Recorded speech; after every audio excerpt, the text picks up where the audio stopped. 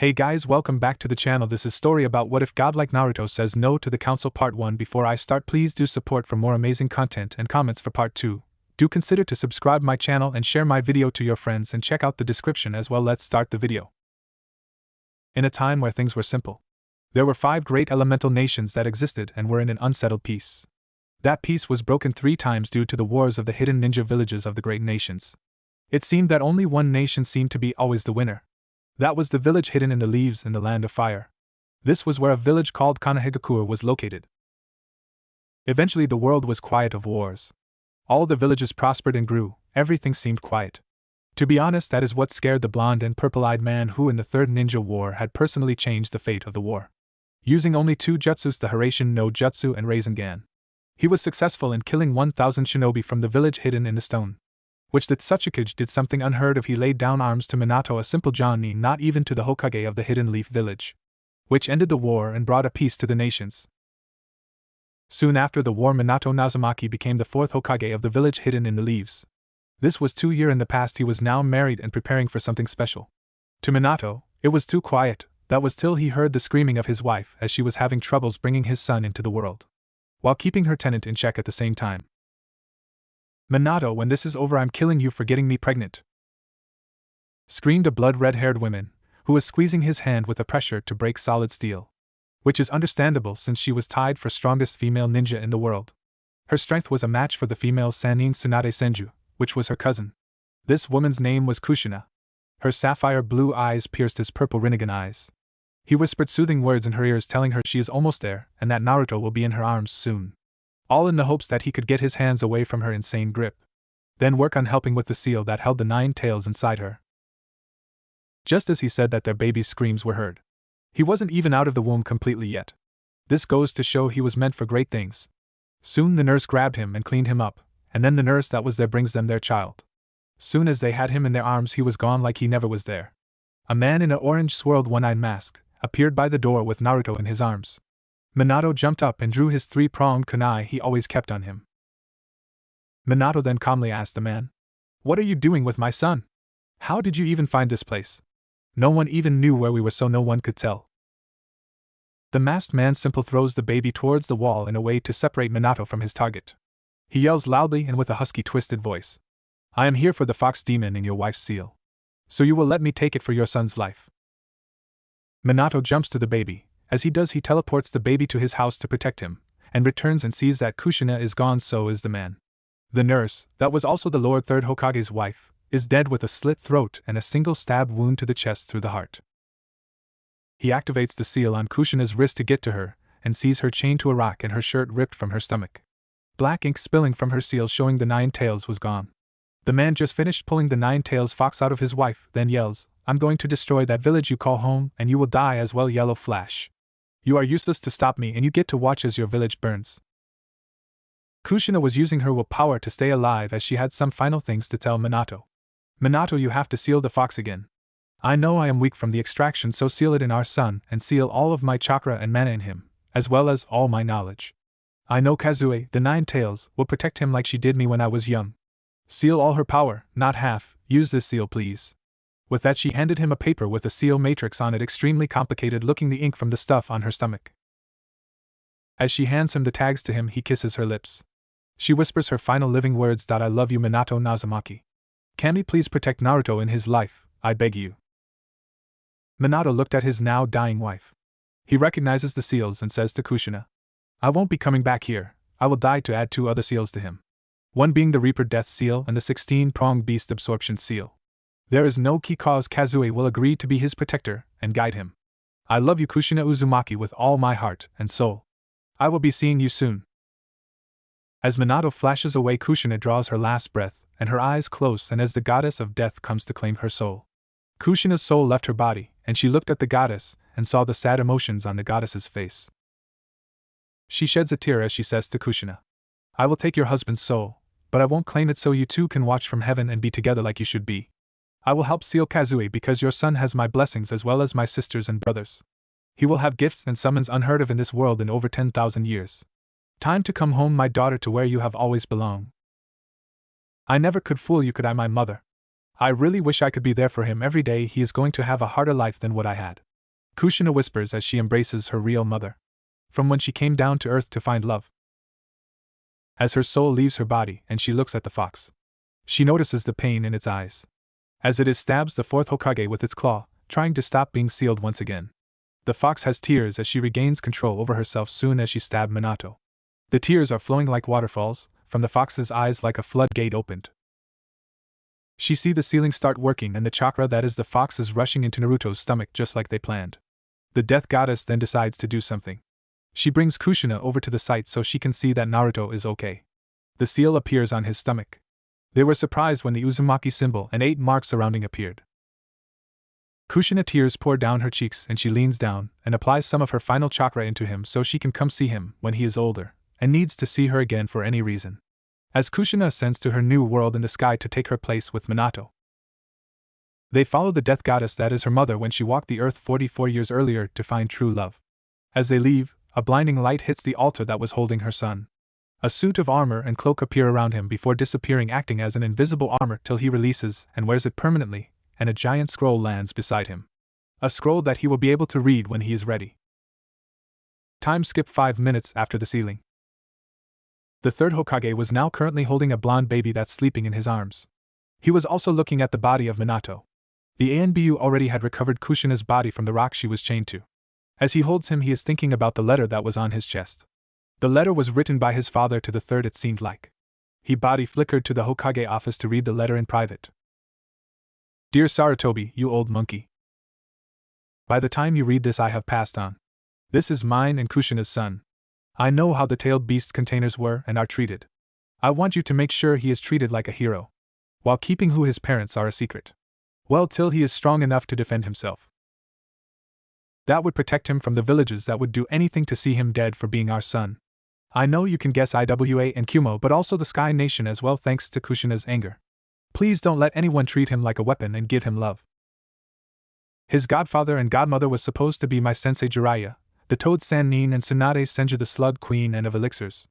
Now I realize that it would be impossible being the spy master and her running around gambling all the time. So now his godfather is Kakashi Hatake, my only living student.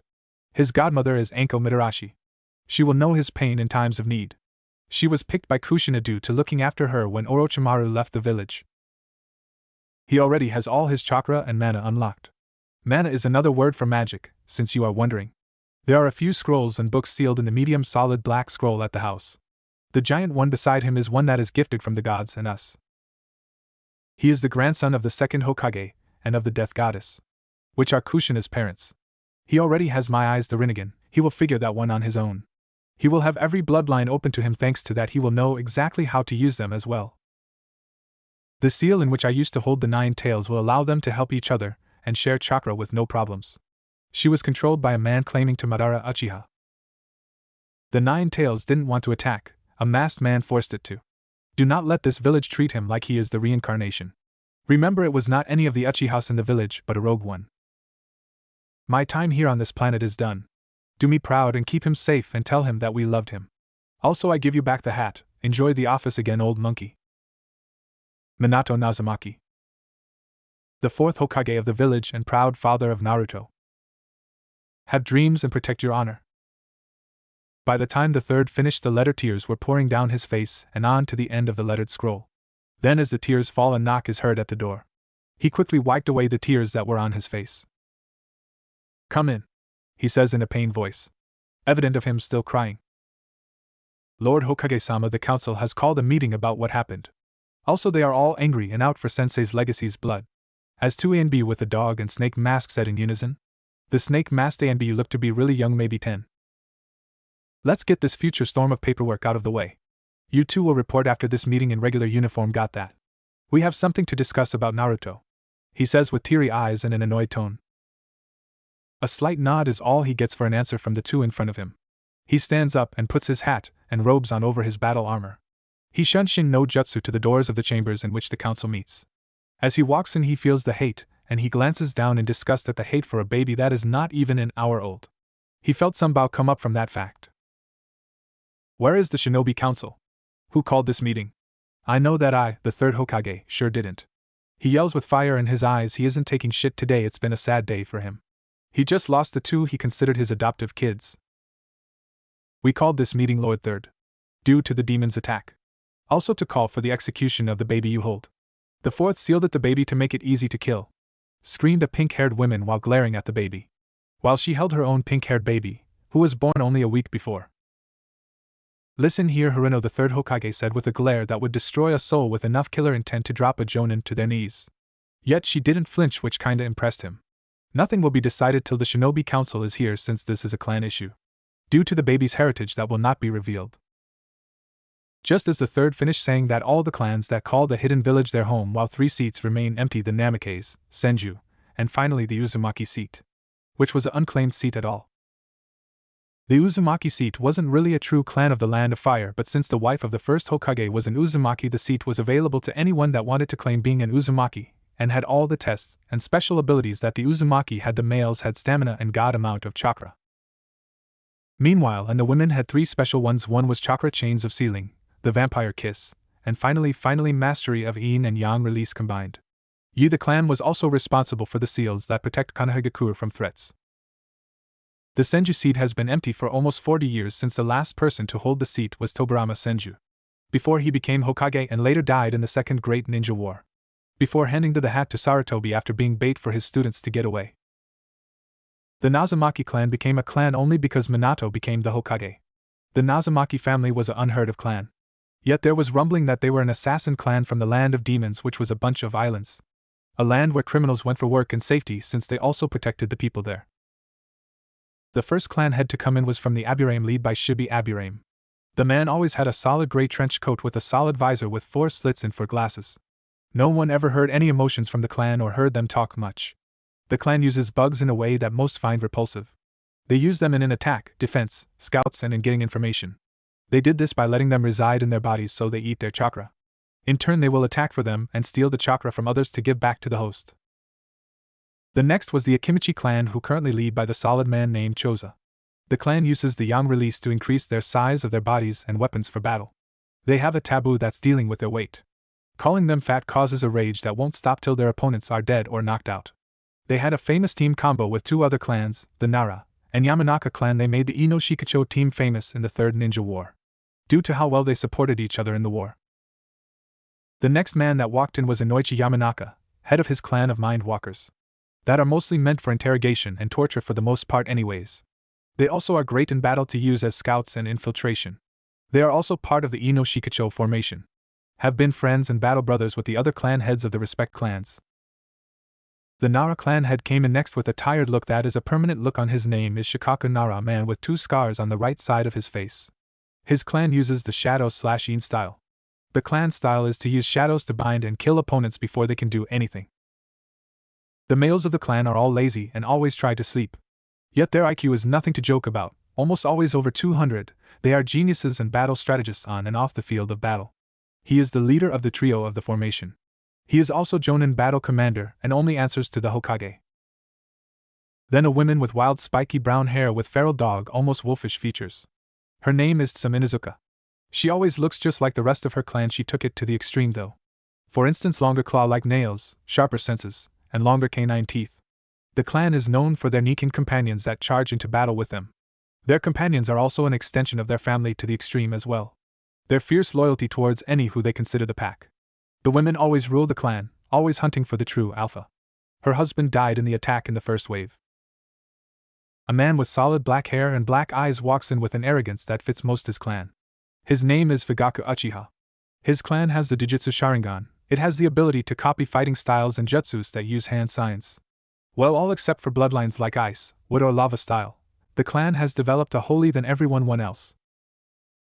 This is due to this the clan thinks they are better than all others thanks to their Jujutsu. One clan who can stand against them is the Hyuga clan.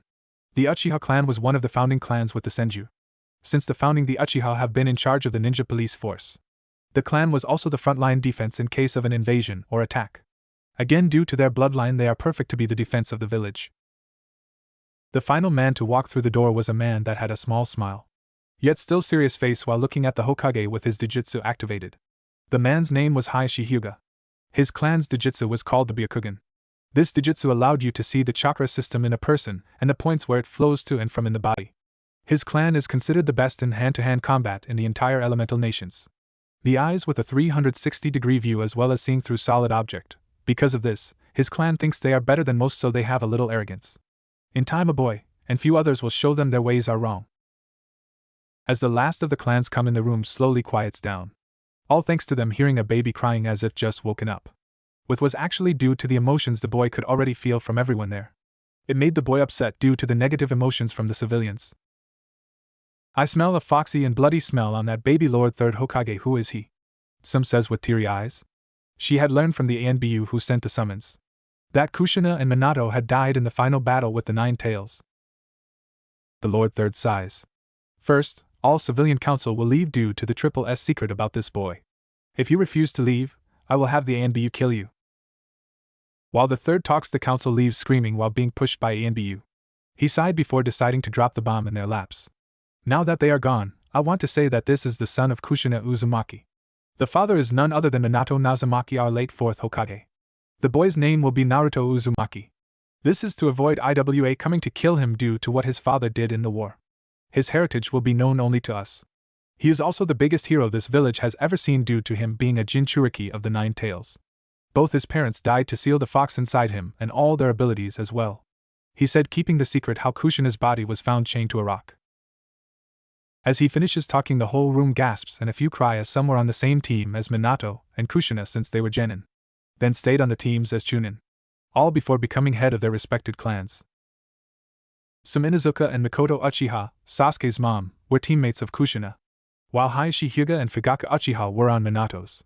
The three that were there had tears going down their faces at the news. Fuhaka was not looking forward to telling his wife her best friend was dead. The third asks while looking at the boy with a slight frown as he said, "What should we do with the boy? He has two godparents, they are Kakashi and Anko. Should they take care of him or just protect him from a distance? Should he be trained as a ninja as well or leave that up to him to pick later?" The whole council looks like they lost his head at the two names. They think they are perfect choices for many reasons. He should be trained so to protect himself. Well, the Shinobi Council thought that. As for the Civilian Council, that was allowed back in since the heritage part of the meeting is done with. Disagreed since because they see him as the fox. They all had a different thought, and it made the Shinobi sick. He should just be killed for what he has done. He killed almost a quarter of the village. Why are we considering keeping him alive just to attack us again? Screamed most of the Civilian Council. Danzo, you're being real quiet this meeting. I will tell you, here and now, he won't be a motionless weapon in this village, he will be trained how his godparents think to be. So throw all thoughts out all your head now. Screamed the third towards his old teammate, while giving him the glare that was given to his enemies before sending them to an early grave. This meeting is over, but any of the stuff here discussed is considered SSS secret. Any of this knowledge slipped out of here will be met with a public execution on the person who said it. I will even include the family so there is no hate from the death.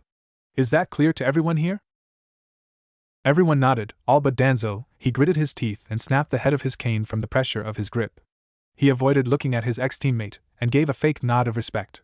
Yet was already planning the next step in his plans to become Hokage, which he thought he should be granted since he was under the Senju brothers with Hiruzen.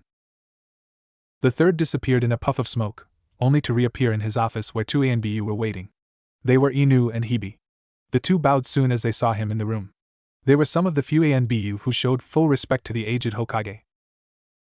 The third explains what happened and the letter, letting them see it, even showing them that it is real.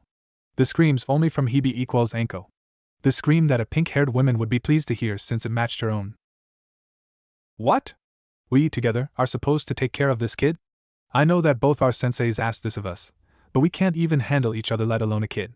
Also, I'm considered the snake whore, he will get twice the dirty looks from that alone, and Kakashi doesn't know the first thing about a kid, nor do I, so how does that work even in the slightest margin? You will just have to make it work for his sake. Sighed the third. He turned to the male and asked him a question. Kakashi, anything to add to this headache? Kakashi answered his leader with a tear-filled eye. No, Hokage-sama, I already knew of being his godfather, and have set the funds and space aside for the three of us. We will be using the old Uzumaki house that Kushina-sensei gave me 3 years ago, when I couldn't stand being at the Hitaki residence holds too much pain. Hiruzen smiled and nodded as he replied. Good, then you three will settle in tomorrow. I have paperwork to do first, so you two stand guard. Let no one in, even clan heads that want to help or concern civilians.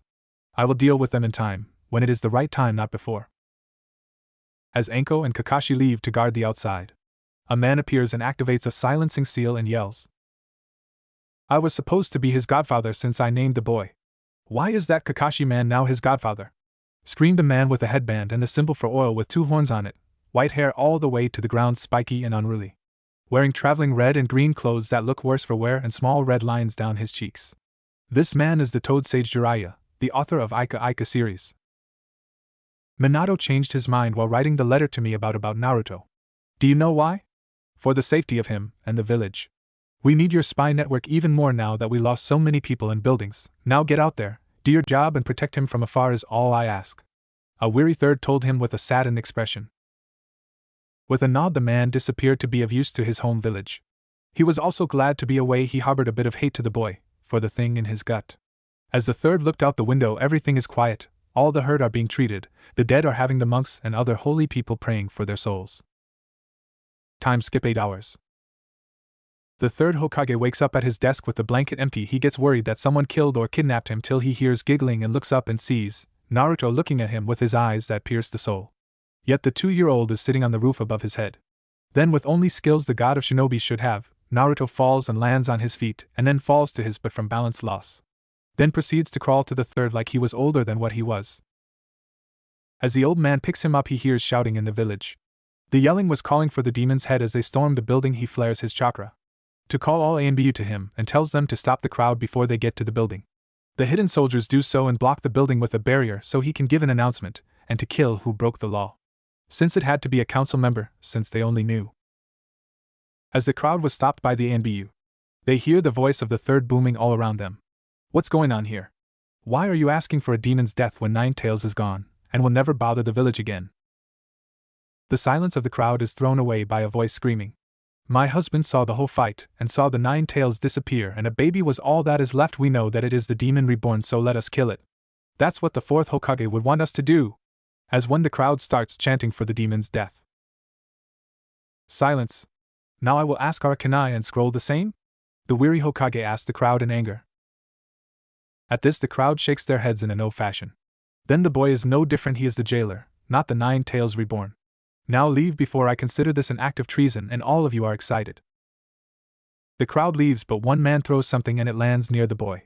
It is a ball of exploding tags before the Hokage, and the ANBU reacted, explodes, and the ANBU kill the man before he can run. The hair of the man gives him away. It is pink, one of council members' husbands, also known as the Banshee Queen. Then a seal appears on his neck. It is a mind control seal to make them do something they never want to do. So the third doesn't kill the family since he was forced to attack. As the third worries about the boy, he sees the smoke clearing and a white chakra surrounding the boy. No damage done to him at all. The mouth of everyone looking at the boy drops as they feel the power of the boy. It's over 9,000 times the 3RD's own power, which is amazing to say the least. The third then remembers whose the boy's parents are and dismisses it as the chakra disappears. As it does, Anko comes up the boy, who jumps at her. She catches him and smiles as his own fox grin smiles at her. This surprises everyone since Anko always glared and snapped at everyone. The boy looks at Kakashi and laughs, pointing at the headband and mask over his implanted eye and face, earning chuckles from everyone there. Then with a gust of wind the 3 are gone. The new family lands in the courtyard of Uzumaki house and the boy laughs considering the trip due body flicker jutsu. Now the life of a family with a gaki with blonde sun-kissed hair, a pervert, me a snake whore who's only 10, damn, what a family we have become, Anko says with a sweat-dropped expression. We will start training him when he is 3 due to his status as a Jinchuriki has semi-slipped out, and we will have to protect him every day. This mission will be troublesome but worth it to see our sensei's son grow up to be strong as ever, said Kakashi while nose deep in an orange Ika Ika book. As a pregnant silence follows, Anko takes off her jacket.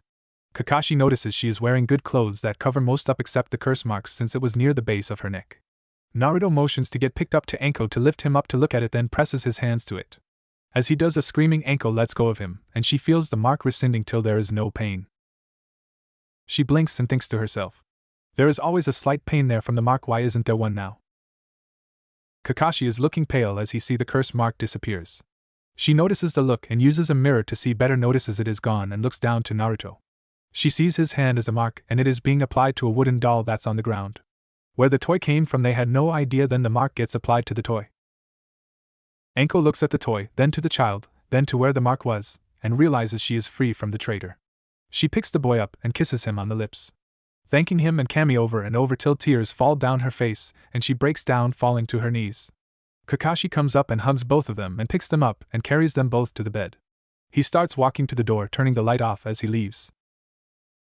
As he shuts the door, he turns around and smiles, wishing them good night and saying how he is proud of the boy. As soon as he walks into the room with the toy and looks at the fireplace that is off to one side, he throws the toy into the fireplace and uses a fire release. He burns the toy, destroying the mark, and hopes it causes the bastard some pain as it is destroyed. Meanwhile, in a tower a couple 100 miles away, a pale white man with yellow, snake-looking eyes and purple marks going down his face stands in a laboratory with a few experiments lying about. He is about 6 feet in height with ash/black hair. With white clothes being tied around him was a thick purple rope around his waist. This man is the Rouge Snake Sannin Orochimaru. Feeling a sharp pain to the chest, and he knows this pain it is when a curse seal of earth is shattered and destroyed. He feels as if he is on fire, and feels his body burning from inside out. He screams in pain as he is doing his next experiment in the Demon Islands. The experiment that is being injected with certain chakra and cells wakes up, thanks to the scream of pain, and since most of the experiments die quickly, the insane Snake Sannin never restrained his victims as he worked on them. Being extremely weak, the girl crawls off the table and crawls away as Orochimaru screams like he is dying. She finds a slot in the wall where the fluids drain back out into the ocean, and escapes through the slot. After what seems like hours of pain coursing through his system, Orochimaru is able to finally stand up and shake the pain off. He then notices that his subject he was working on got away, despite the fact she was supposed to be under heavy sedation amount that would make Manda pass out for an hour at least. In a fit of rage due to the experiment getting away, he starts throwing everything he can get his hands on around the room. Jars filled with acid fall over storage scrolls, the surgery table flies against the far wall covering the slot and the wall blocking it from his sight. After 20 minutes of raging, Orochimaru calms down and realizes that he wrecked this lab for the time being.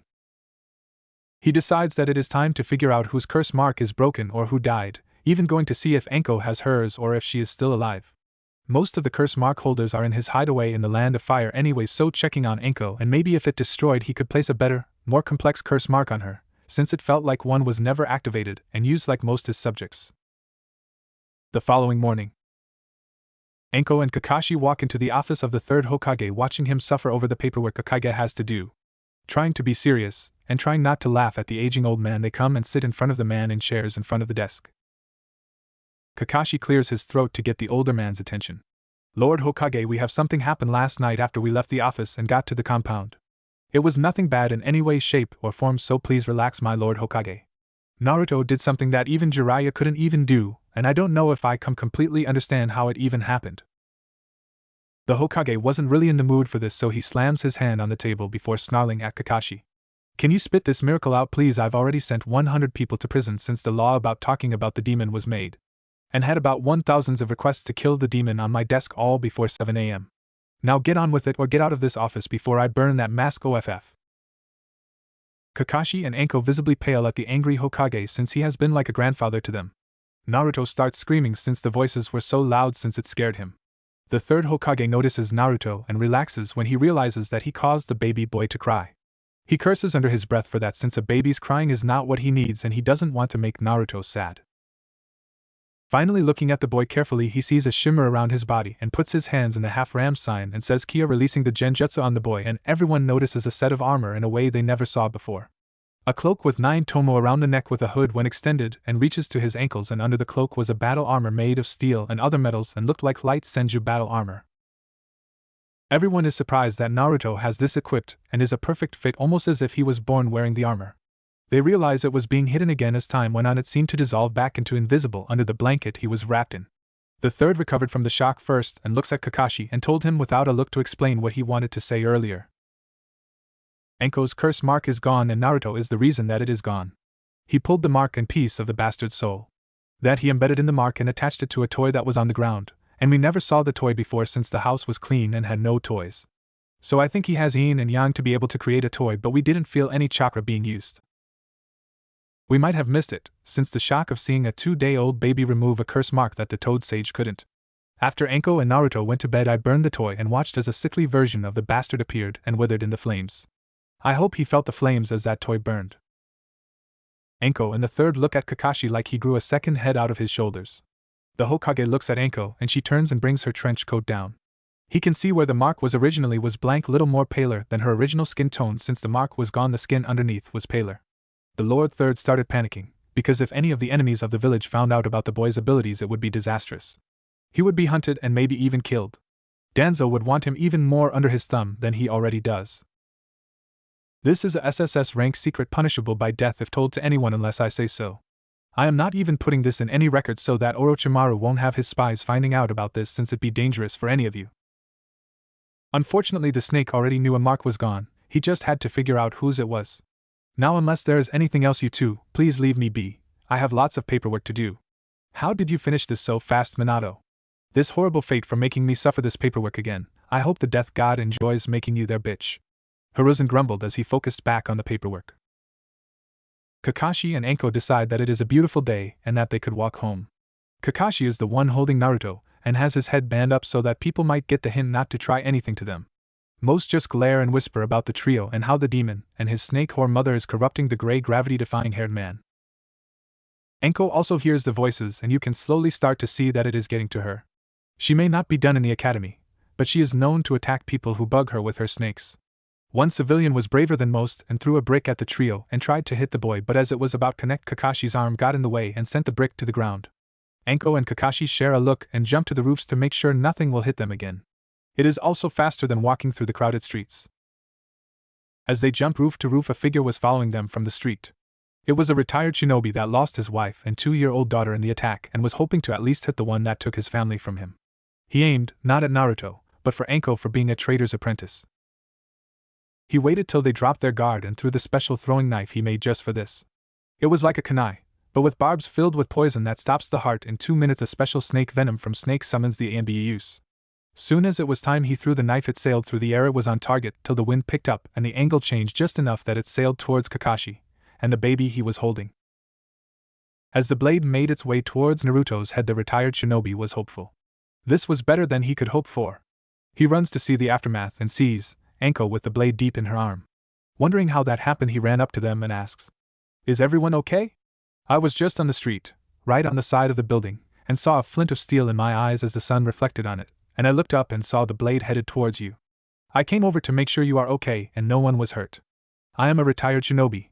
I never carry weapons on me, so I couldn't redirect the blade. I am sorry I was not of any help to you three. Hey, isn't that the Uzumaki boy who holds the you-know-what?"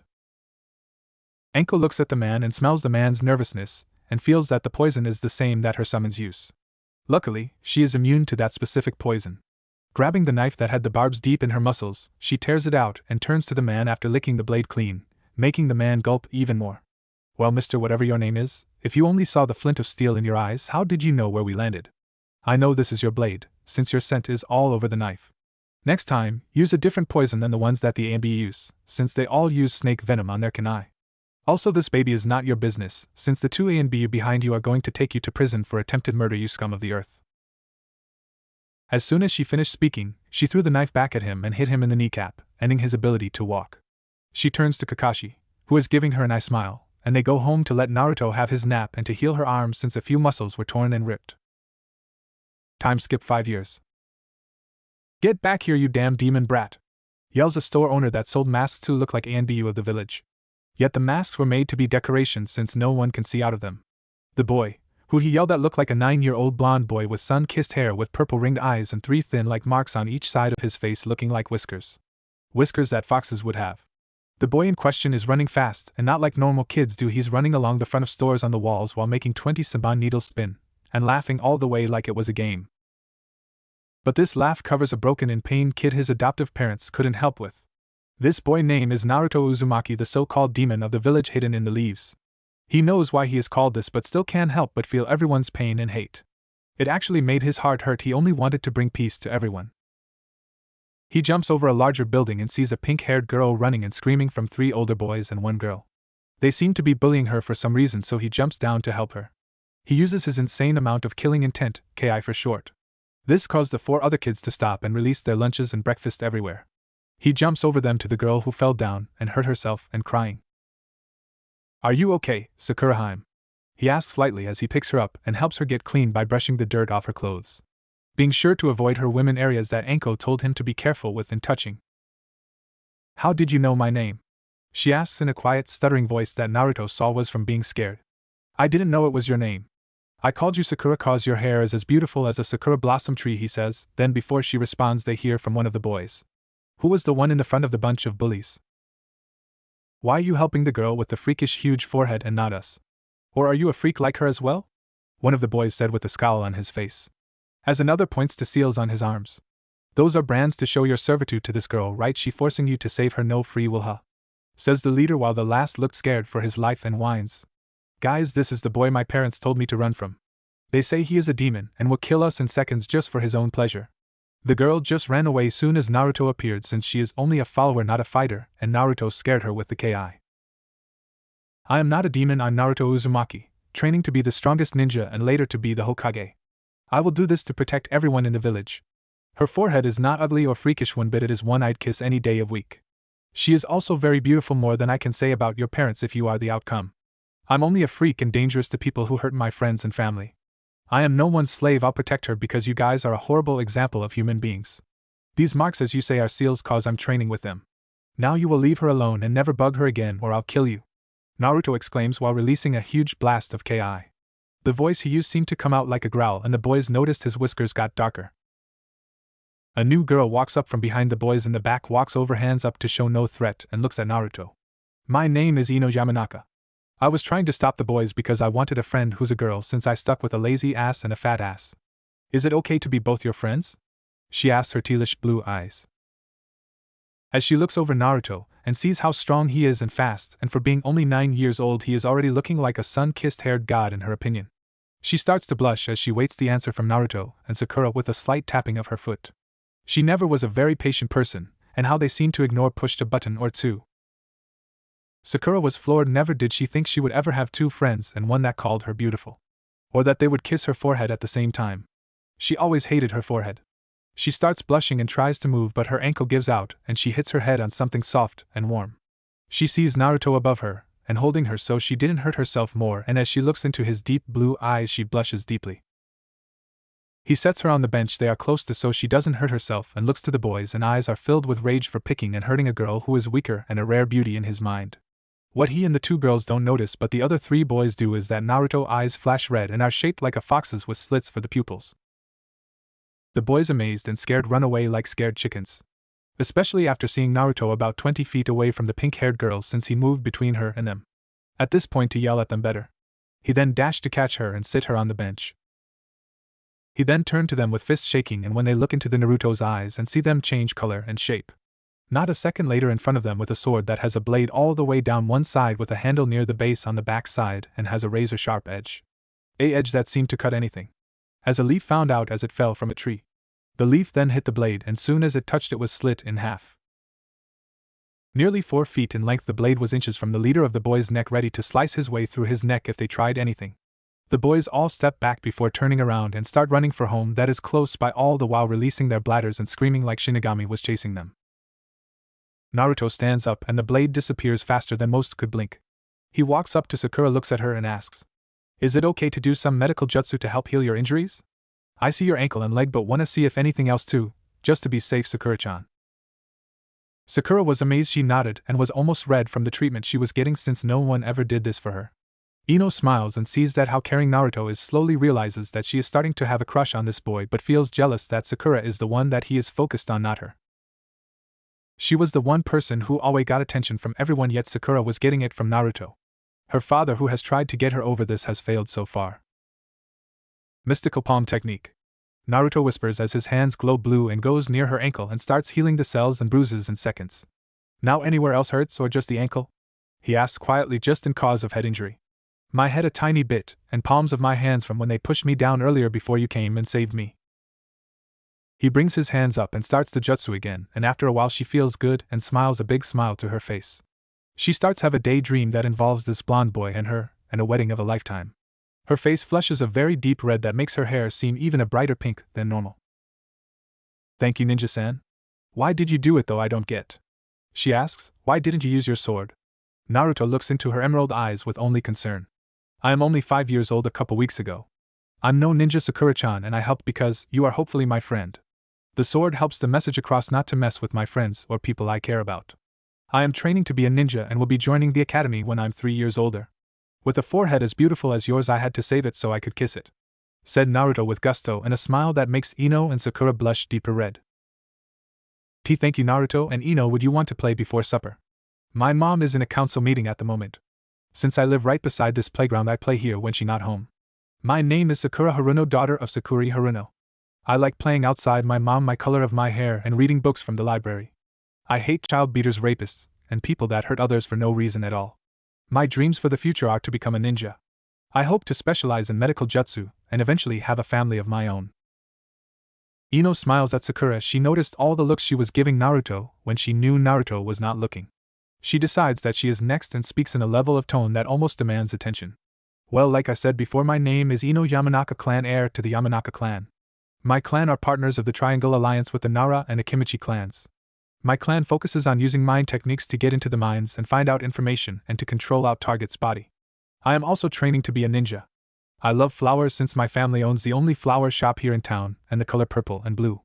I hate people that judge others before getting to know them, rapists and murderers that kill in cold blood.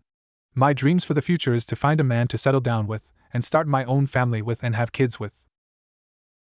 Naruto smiles at both of them and thinks to himself, I wonder how they would react to finding out I have the 9 tails sealed inside me that destroyed the village years ago.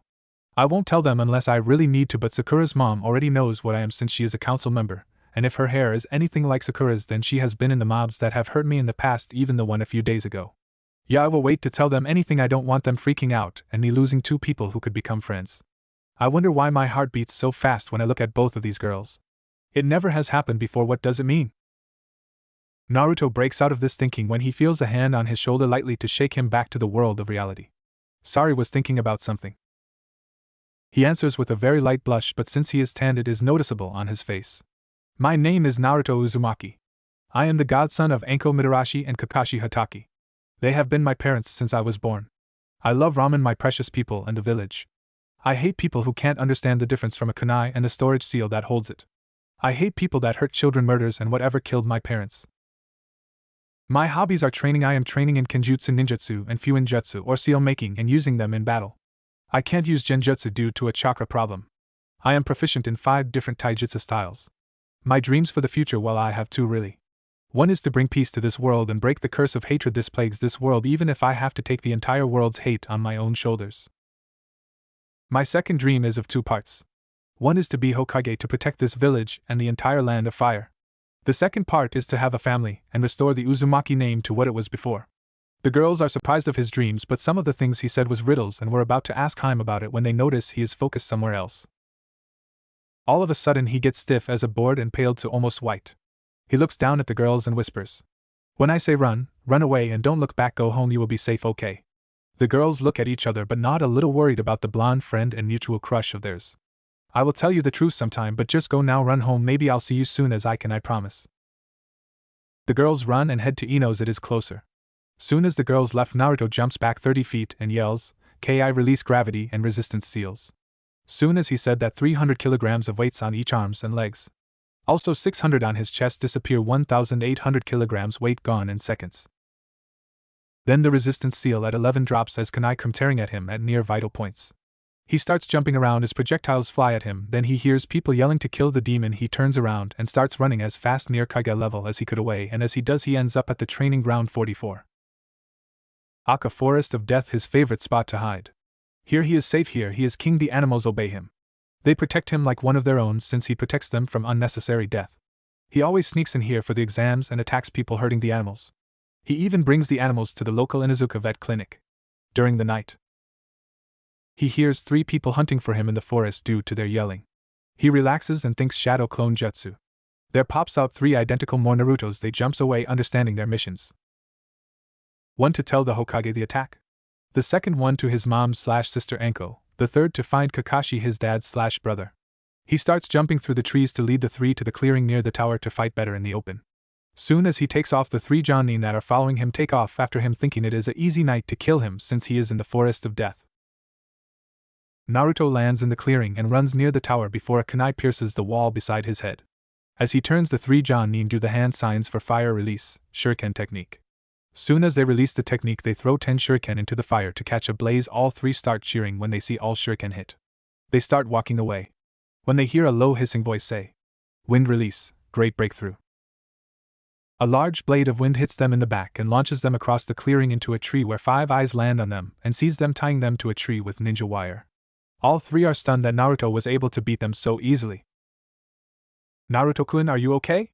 Are you hurt? If they hurt you, I'll kill them myself," screams a worried Anko who has rage in her eyes. She even had a kunai in her hand ready to slit their throats. "Ka-chan, I'm fine, I am not hurt at all. Don't kill them, Gigi, they have hate for something they don't understand. I will take the hate every day if it is to protect my family and people I care about," Naruto asked in a pleading voice only a child could give. Everyone was shocked here. 3 Jonin from his village tried to kill him, and yet he wants them to live another day. "Naruto, they tried to kill you. Why would you let them live?" asked a very confused third Hokage who has been like a grandfather to the blonde. "They hate the fox and see me as the fox, so their hate clouded their vision. Yes, I am the jailer of the fox, yet most don't know that. I will not condemn them for it, not one bit, for letting hate blind them. I will take the hate of the world, and if I have to take it all on my own shoulders, so no one else feels hate. I believe that the day will come when people can truly understand each other. On that day they will cast away the hate in their hearts." The 3 Jonin, now awake and listening, realize this kid is willing to save people who try to kill him for their hatred of the fox. They all look at each other and share a look before saying as one say, as if they were one person and able to share thoughts. "Naruto Uzumaki, we are all deeply sorry. We let our hate and pain blind us to the truth. We will put our trust in you to carry the will of fire. We will also help you carry your burden of this world's hate. We as Jonin of this village stand beside you as peacekeepers." Needless to say, Anko, Kakashi and the third were jaw-dropped at this proclamation. While Naruto smiles and walks okay and bows to them. Then his foxy grin comes out, and he moves to the back of the tree and unties them from the tree they were tied to. As he does, the Jonin wait till he comes in front of them. While still on their knees, they bow to him and swear to protect him and his friends so they can change the world.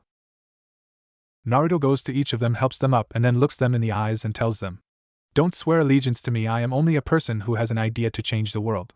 This village needs it more than I do. All I want you to do is protect this village more than you did before got it. Let's make this the center of peace." "Hi! Uzumaki-sama!"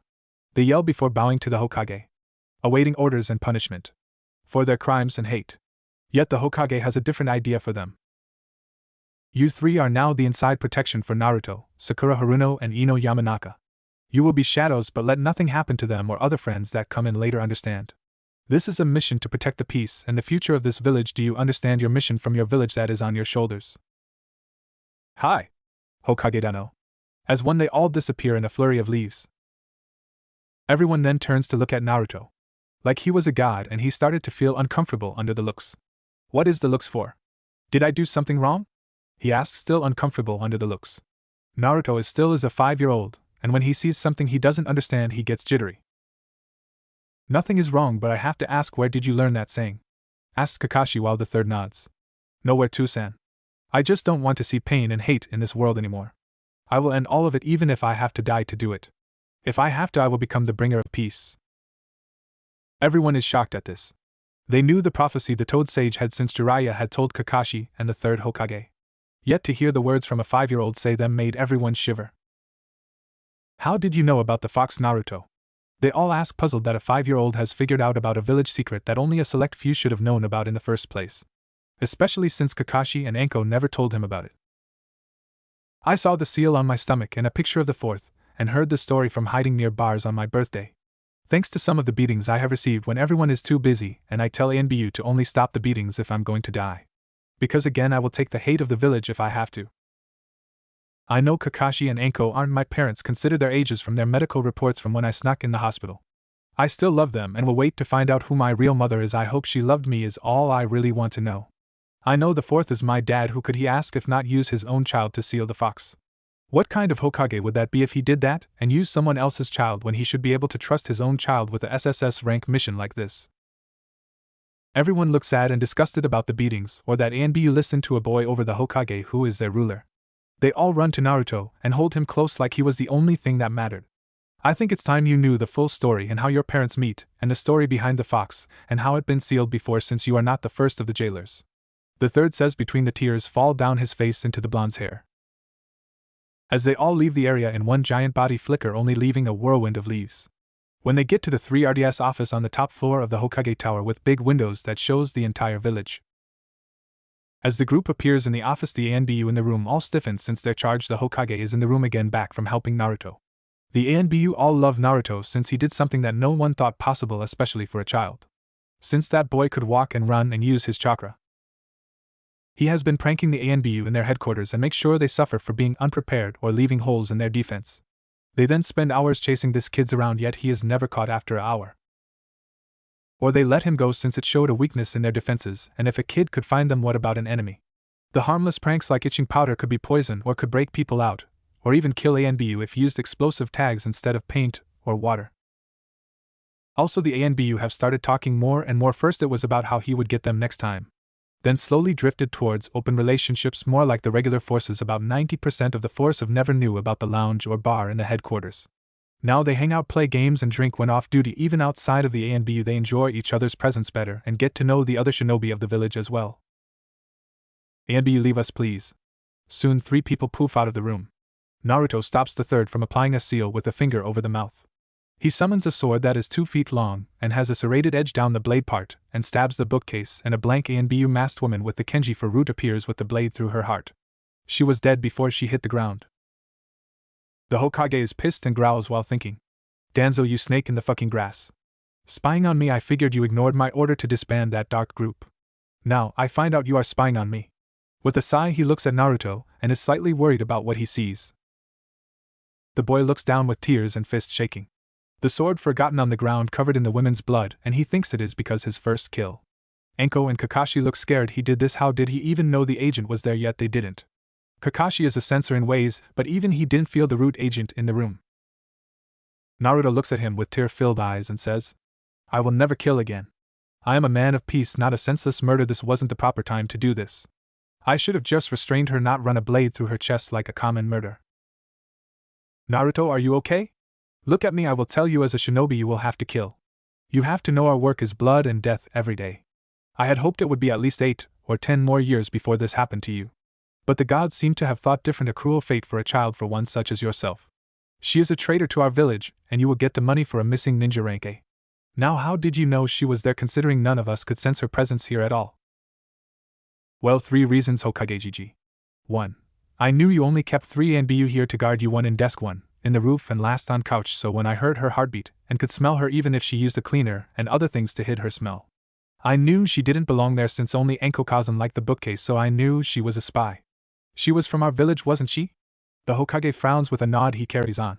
2. I could see her chakra, and it was a foul dark purple like the seal on Enko-Kachan has, but coming from her tongue, but it is slightly different from Enko's since there is no soul in the mark, yet almost more evil nonetheless. 3. I felt her hate and her ill intent on me and you, Lord Hokage, as if she was waiting to strike. What do you mean, her ill intent, Naruto? He asks, puzzled. Well, like she wanted to harm you and me if we were alone, maybe even kill us both. Also, I can smell someone who uses wood varnish and bandages with bleach to cover his normal smell. That smell is coming from her top pocket. I'm guessing a scroll or paper to apply seals, and her blade had chakra poison that is strong enough to kill a Kage in minutes, running down the edge of blade. How do you know it is poison blade? The third asks, and Naruto shows a mark on his hand where her blade nicked him, the scar already disappearing. The fox heals me of all poisons, so this one I'm now immune to thanks to the fox taking the poison, and also adds it to my blood system, so my blood has its chakra and poisons in it. I don't know how I know that information, I just do. Thank you, Naruto, for saving me and protecting secrets of the village. I have a weird question. Do you scar from attacks or no? All the times I have never seen you even have a small scar? Asked the third, since Naruto always seemed to have perfect skin even after wounds from training or attacks. Hi Hokage, I hide them under a henge though, so no one could see how I suffered, and take revenge it is pointless, and will cause more pain. I will show them if you promise on your life not to get angry at the village for their mislead hate, and try to punish anyone that has hurt me in the past. The third nods but hates the fact Naruto said not to punish the village. As a poof of smoke appears, Naruto is only in his boxers and is littered with scars and has one down his one eye, yet the eye is still there like he regenerated it. There are some that are burns along his body, a long wound from hip to shoulder, one along his neck that is about 1 inch thick from someone slicing his throat open. That showed that someone did it with a knife not taken care of and was semi-dull. As everyone sees the damage the boy has been through, a hell they all would never wish on their worst enemy, even Orochimaru, the biggest living traitor. They all get sick to the point of vomiting and almost blacking out from thinking at the pain of what he went through. Enko and Kakashi puke out the window, the third to the bucket under his desk that has a cleaning jutsu in it so it never dirties. All are thinking the same thing and are amazed at this boy's resolve. What has this village done to you, Naruto-kun? Why not punish them for their crimes? How haven't you died yet? I think anyone else would either die or be driven insane. I am proud of you for bearing this hate alone because you hid it. Hopefully you won't have to any longer. I will try harder to protect you from now on. Naruto smiles towards the still slightly pale adults. I won't punish this village cause of the mistake of not understanding the difference of a scroll and the kunai sealed in it. I will shoulder their hate to make me stronger, suing that to protect all of my precious people. Which has two new people, Sakura-chan and Ino-chan. This village is my home. I can't bring myself to hate this village even after all the attempts on my life. To protect everyone and bring peace to this cursed world, he says with a calm but hopeful tone. Naruto, I'm going to let Kakashi and Enko take you out of the village to train, so that you can be strong enough to defend yourself. Naruto shakes his head as if he disagreed with that. No, we already train enough here in public training grounds or in the dojo. Besides Sakura and Ino, I promised them to see them soon. I want to see them again if I can. Maybe their families will let them join and then there will be more people fighting to bring peace to this cursed world. Can you summon their families here? I will tell them everything about the fox. Of course I'll summon them right away. Why are you willing to tell them everything, Naruto, since they might hate you for what you hold? The third says with a worried expression. To be honest, I know that it is a great possibility that happens, but I rather they know since they are my first friends and are precious to me even if only met today. Also, Sakura's mother is on the council, so she will tell her to stay away from me unless I can tell her before her mother has a chance to fill her with hate. I want to be able to be open with everyone in my life. I want to tell them for their safety as well as the villages in case I accidentally use the fox's chakra I won't rampage and hurt them. As Naruto finishes explaining his reasons, everyone nods in understanding. He feels a light tug on his mind like someone is calling him. Naruto, I want to talk to you if possible, it is important. A small female voice calls in his head. One that sounded of bells yet was sad and in pain. I'm going to rest for a minute on the couch, Naruto says calmly. As he sits on the couch, he feels a slightly stronger tug, and he falls asleep to wake up in a giant sewer. I don't think the fox would like to be sitting in a sewer, so let's change that. Since I know I sure would not want to live or walk up here. He focuses quickly to make the place brighter, and the sewer is gone and now is in forest surrounding him with animals of all sizes jumping around and birds flying in the night sky filling the night with their songs. A house appears beside him as he notices a cage of iron with a seal lock in the middle of the clearing he is in around a girl. He notices the girl is crying hard. He notices the blood-red hair around her tiny but still fit frame. The girl looked about 5 years older than he is, and he comes over and notices the 9 tails with fur that is the same blood-red as her hair, flowing around her almost like it is trying to stop him from seeing her cry. He focuses again, the cage disappears and a belt appears with kanji for seal on it around her waist, since she wouldn't be able to enjoy the forest he made and be semi-free to do what she wants. With the new addition of the belt, a robe covers the girl's nakedness. The girl stops crying and looks up, sees Naruto holding his hand out to help her up with his million-watt smile that can make anyone smile and warm their heart. Even the so-called cubies, that is a demon apparently. She jumps up and tackles him back onto the ground. I am so sorry Naruto-kun. Please, can you forgive me? I never wanted to hurt you or for you to get hurt because of me. I should have been stronger. If I was you, would still have your mother Kushina Uzumaki and also your father Minato Nazumaki. She stops as she feels his arms wrap around her and tells her right in her ear. There is nothing to forgive you, for you did nothing to me directly and on purpose. I am guessing you were forced out of my mother, since you said if you were stronger I'd still have my mother, and the rampage you didn't want to do so again. I am guessing someone was able to control you and send you to attack the village. I will always protect you. I always wanted to thank you anyways. So this is perfect. Thank you for healing me after every attack and during training when I went too far. I don't hate you at all, miss. Kazue Yoki? My name is Kazue Yoki. Crybaby is only a title bestowed on me by humans like you. One that I never was really glad to have, since it always made me a target for humans to try and control me. Keep my name to yourself, please. It's only for special people I trust and love, she says with a blush that could rival her hair. Since Naruto is so young, he doesn't fully understand why she is blushing. Kazue-chan, listen, I know we just meet, but will you help me be strong to protect you and my other precious people? Also, since you were sealed in my mother, would you be able to tell me all about her and my father? He asks, knowing she could kill him easily and just ignore his request. Of course, Naruto-kun. When you're 12, I will give you all my power. I will regain it over time, but you will become the most powerful shinobi by then. Also, I will tell you everything about your parents that I can remember. Your mother's seal was a lot different. I could only learn about them both from looking through her memories. But what is this place? I remember a giant sewer. Now we are in a forest with a house and my seal is a belt. How is this all possible? I know no one's mind should be able to do this. I changed this area cause I felt the Nine Tails does not deserve to be in a sewer. To be honest, I was expecting a giant fox, so that's why I made everything so big. To where she could feel happy and not hate. Cause I would get rid of all hate in this world and bring a world of true peace. I made the house for when I come here and trained while I am asleep. Now I found a better person for it. Also, I promise to come visit often and learn as much as I can from you. Naruto explains with a calm look.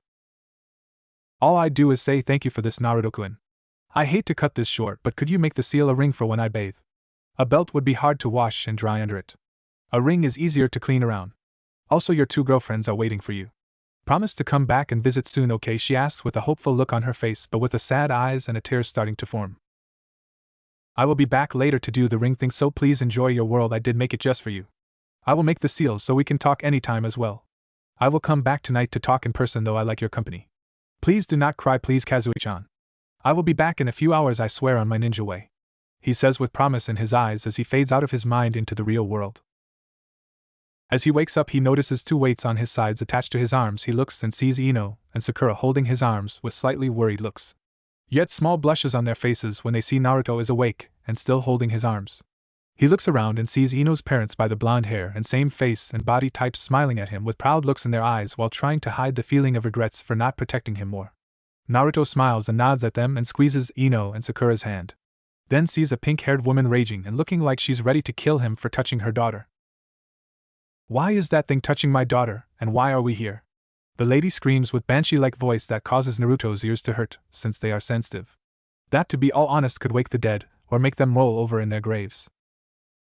Mom, you will not call Naruto-kun that. He saved me earlier from bullies. Also is one of my newest friends. If you call him that again, I will never call you my mother again. Also, I will leave your house and never come back. So be quiet and listen to the Hokage-dano. Sakura says calmly while giving her mom a death glare that seems to hurt her mom worse than what she said. Sakura flinches badly and is worried about how her daughter changed from a obedient girl to a one that would talk back and defend a demon. Also was to go as far as to run away and never come home. Shook Sakura to her core. Actually, Sakura-chan, Ino-chan, I asked you to be summoned this late. I have something to tell you. It is important. I hope you won't hate me after this, so please wait till I am done before saying anything, okay? I am the container for the nine-tailed fox that nearly destroyed this village 5 years ago on the date of my birth. That's why your mom hates me, because I think she lost her husband and your father that night. I am sorry for the lose and I will bear your hatred, ma'am. Just don't let me or Sakura-chan lose a friend because of me being a Jinchuriki. I will grow strong to protect your daughter and you as well from any harm, I promise. Lord and Lady Yamanaka, I am asking you to let me be Ino's friend. She is a great girl, an awesome person as well. What I said to Lady Haruno also applies to Ino. I will protect her with my life. Her pain will be my pain. I will do everything to protect both of them, even give my own life so that they can live. This is my promise, and my promises are unbreakable, and I always keep my word.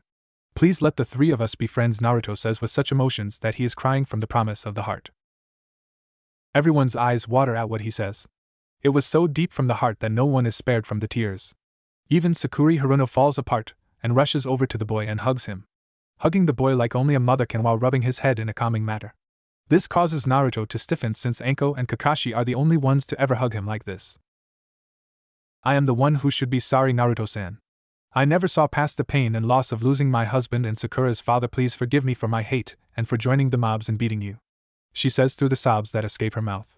Everyone is surprised that she would fully admit to hurting the boy in front of the Hokage to boot. They all relax as Naruto wraps his arms around her and gives her a loving hug. Like a son would a mother after a rough day. Never once have I hated this village, even with the beating people gave me, including you. Even the ones that almost killed me.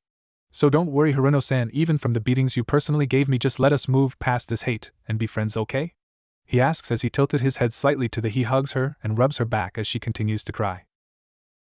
Of course, Uzumaki-san. I'll be there to help any way I can, especially with the council. I actually am really starting to get sick of what they've done to you, she says with a small smile as she pulls away from the boy. Ino and Sakura had time to digest everything that was told to them. They jump on the boy and both slap his head. Screaming, Naruto, you baka. You think we would judge you for something you couldn't even have control of? We will train even harder so we will be ready to protect you and the village with you. As Naruto hears this he starts crying and everyone feels power coming off him in such strong waves it knocks all the parents, and even the third Hokage off their feet, yet Ino and Sakura don't seem affected by the waves. The waves are powerful but not violent, they feel calming and peaceful. Naruto panics and stops moving and looks up everyone as they slowly stand back up after the waves settle down, and gasps at his eyes. He gets really worried. Ino hands him a mirror she pulled out of her sleeve of her coat, showing she is already worried about looks. His normally icy blue eyes are now white with gold rings and 10 tomo in them and slit for a center of his eye. They looked like a fox's pupil.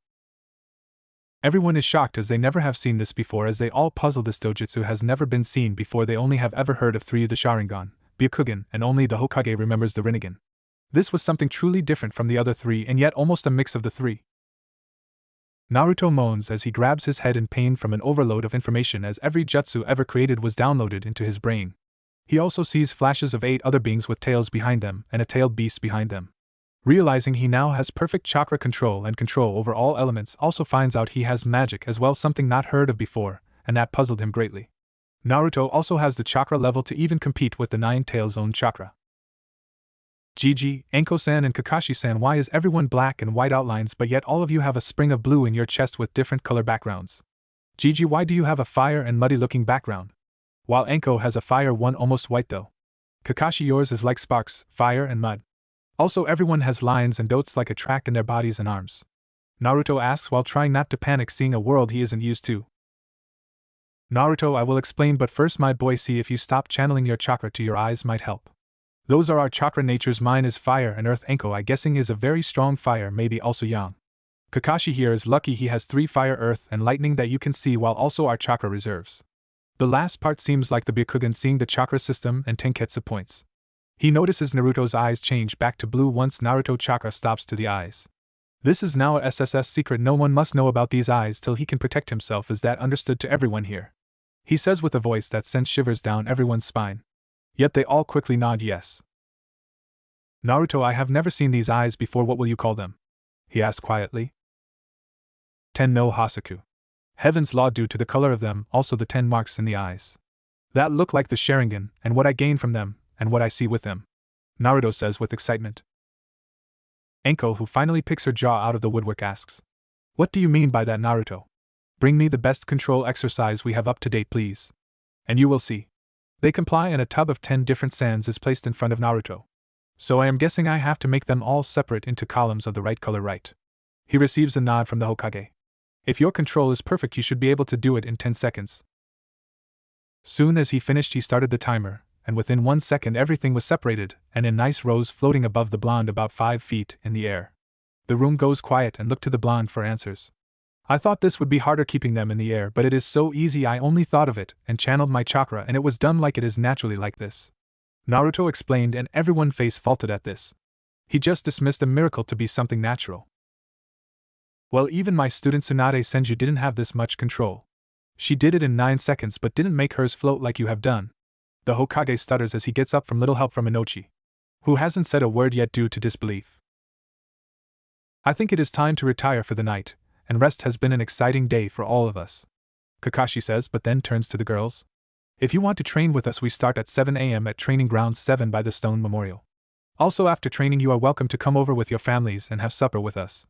Naruto is a black hole in eating. I think he could beat Chusa in an eating contest. Kakashi and Anko pick Naruto up and wave goodbye as they body flicker away in a storm of smoke and leaves. Well, Inochi, Kauchi and Sakuri, we have a busy day tomorrow. The girls are looking very tired but look clung together. Let's get them to a home so they can sleep in a bed. Now Inochi, before we leave, did you think about the old contracts? Inochi looks at his wife. Her and Sakuri take the girls outside.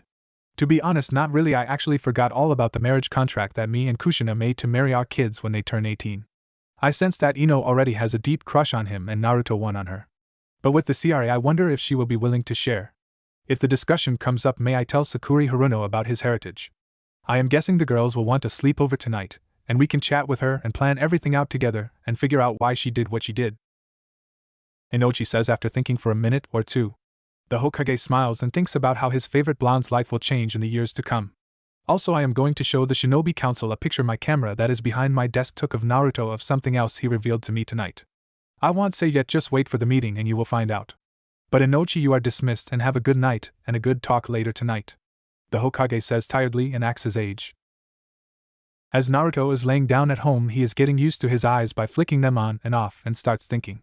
I have friends that I will do anything to protect now. I may live in this house with Anko and Kakashi as their son. I am not theirs, they don't even like each other at all, they only pretend to for my benefit. I will tell them in the morning I want to live alone, it would be better that way for everyone. They don't need to be hated for what I am, and what I carry, not that I hate Kazue, never would think to hate her. The best of times they only tolerated by the village because they take care of me. Yet they are some of the strongest ninja in the village, and they are treated as bad as me. As he starts falling asleep, he feels malice, intent, and anger coming from the Hyuga clan's house and compound.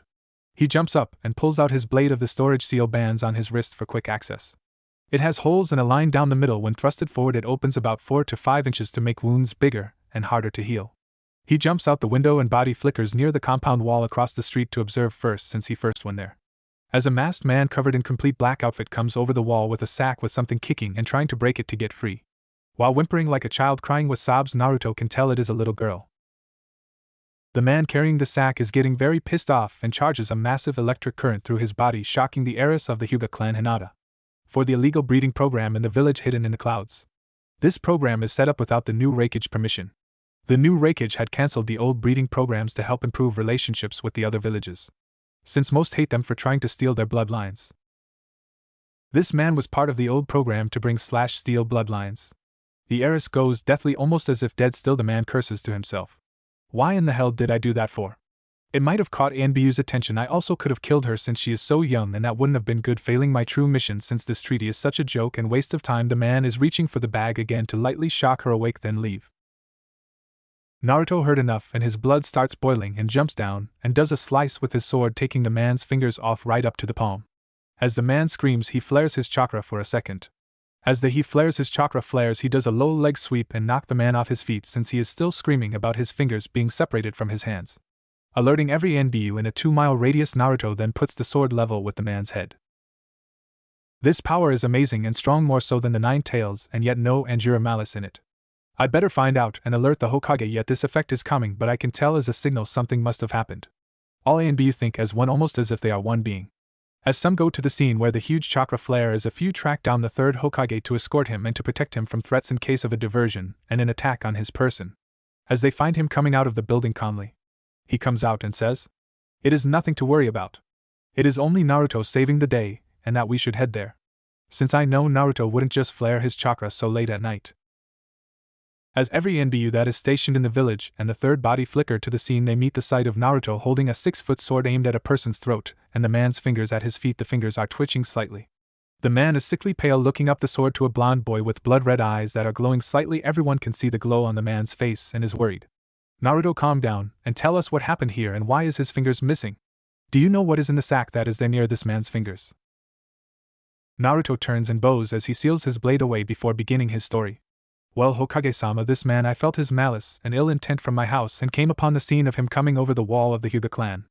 I saw that there was a sack over his shoulder, and whoever is inside struggled and was crying and sobbing and sounds like a girl near my age to about 10 years old, and he then used a style of the lighting armor technique to shock the person and knock them out, but he was worried he used too much power, so he went to deliver another shock to wake the person up.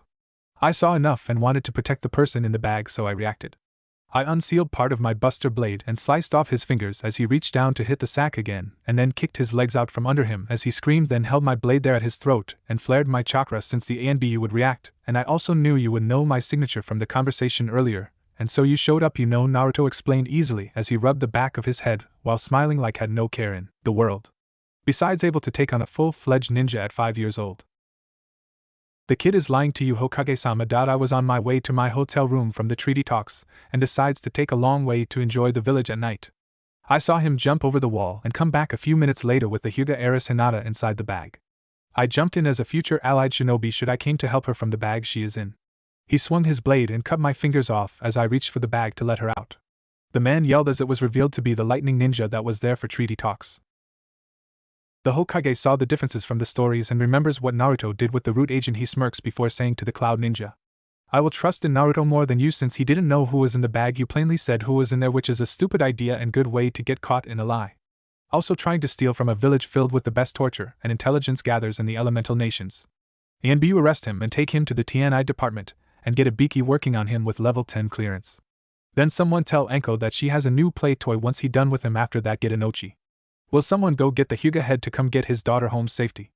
Also please seal the fingers to get reattached for Ibiki just to break again over and over. The third Hokage says in annoyance, and with a smile from the few statements he made most of the ANBU shiver at the mention of Anko having fun with him. Since she tends to make most people she torture nothing more than a pile of bones and mush. As an ANBU body flickers away with the ninja, a very pissed Hayashi Hyuga breaks through the wall and starts looking around and sees Hinata being helped out of the bag by Naruto, who is smiling and telling her reassuring words to help her stop crying. It seems to be working for the shy heiress, who has a small blush as well. Why is my daughter being helped out of a bag and who in the hell kidnapped her? He asked while his digits blazing bit with a calm voice. That even the Hokage shivers from, since the Hyugas never seem to yell their statements, always seem worse with the calm voice. Everyone still there shivers, all except for Naruto. The ninja from the piece talks with the cloud and Naruto here saved her before he could get too far away and out of the village. It seemed like for a breeding program. The third explains while looking at the two young ninja hopefuls who are holding each other. Hayashi seems to calm down and looks to Naruto and says, "Then thanks are in order to you, Uzumaki-san, for saving my daughter from a life of pain and a fate no one would want. You will always have an ally with the Hyugas. Also I will grant you one request no matter what the request it is if it is in my power to grant it," he says as he bows to the boy, a sign that most have never seen besides to the Hokages. No need to bow, Hyugadano, it isn't needed, and to be honest a man of your stature bowing to a low life like myself is a little silly. I would request that anything Hinata wishes, even if it removing your clan's caged bird seal, be removed. I know it might cause a rift between you and the elders, but I think you should listen to the reasons Hinata has for removing it, Naruto says while looking at Hinata with a gentle smile and a look that brings confidence. She looks her father dead in the eyes and says in a straight voice that with Naruto beside her she could have only achieved. Father, I request that the seal be removed and banned from being used. It already has a couple major flaws from what I can see. It only protects the sealed from their eyes being taken from death. There is a chance they may lose the eye before death, so unsealed. This cursed seal is a barrier of our clan. We should be a big family, not two separate ones, a main one and a slave family. A clan should be together as one, not two groups. What if one day the branch decided to rebel and destroy the main family while we sleep thinking we are safe? Let's end this servitude now before it gets out of hand and we destroy ourselves, she says and bows to her father in a show of true respect and hope this works. He is taken back with the logic that is behind his daughter's reason and request and smiles at his daughter and Naruto. He walks forward and hugs his daughter and then Naruto, then tells them both while looking them in the eyes as equals. I will make it happen. This is a sound request, may take some time since the elders are stuck in the past. When this mess with Kumo village is sorted out, is that okay with you two? The elders be damned, this seal I also hated for too long. The two children smile and hug, happy as two kids could be after a dangerous situation. Naruto looks at Hinata when they separate and says, Lady Hyuga, I am very rude. My name is Naruto Uzumaki. I am pleased to meet you. As he pulls her hand to his lips and kisses her ring knuckle. As he does this, Hinata turns a deep shade of red and stammers out her response so embarrassed it makes Hayashi smile. Very well, meet Lord Uzumaki, and it is also a pleasure to meet you and be saved by you. She leans over and gives him a kiss on the cheek. That causes Naruto to join her in the coloring in the face. Then her eyes blur, and she fainted dead away to the world. As she falls, Naruto catches her and picks her bridal style and tries to pass her to her father. As her father tries to pull her away, she grabs his jacket and doesn't want to let go. Hayashi tries again, and Hinata seems to send a Juken strike to Hayashi with deadly aim that if he didn't move it hit his forehead and kill him. Hayashi was able to avoid this because he is the Juken Grandmaster currently of the clan. He is considered the best user in the clan. Hayashi chuckles and whispers to Naruto. Come with me, we will get her to bed in the house. You might have to stay the night, Mr. Nazumaki. Most of time someone wakes her up, she tries to shut down their chakra with our style as you have seen. Before you ask, I do know who your parents are and will tell you about them one day. Naruto starts sweating, not cause she weighs a lot but because he know what the style of the Hyuga clan does, as he has been hit with it before, as some of the Hyuga has been in the mobs that still beat him. One occurrence was only a week ago. Then he realizes the name he called him and gives a look of surprise and shock while mixed together.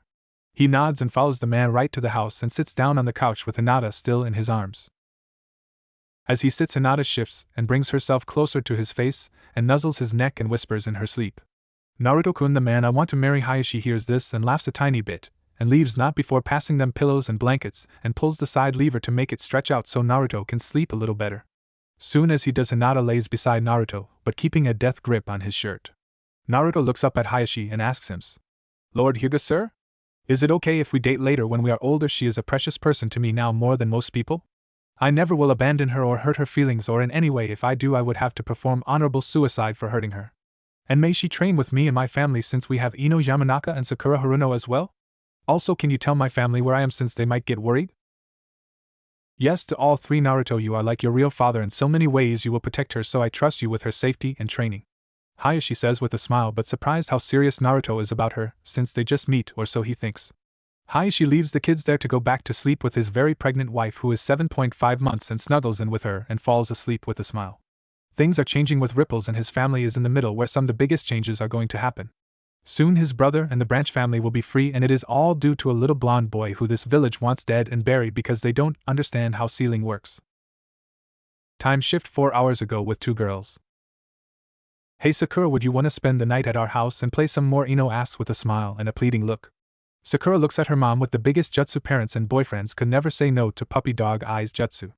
Sakura looks into Sakura's eyes and crumbles to her eyes. In under 3 seconds she has never been able to say no to her. She smiles and nods even without that jutsu. Sakura smiles and turns to Ino before saying, I'd like that, Ino. We have lots to talk about and getting to know each other, right? Sakura says with a glint in her emerald eyes that Ino knows all too well and what it is about. As the girls walk to Ino's clan's area, the one side through the flower shop, Sakura groans, realizing that she fell for those eyes again. Don't worry yourself, I really doubt there are any men that can't say no to their wives, children or girlfriend when they use those eyes, Inochi says while talking about it due to experience.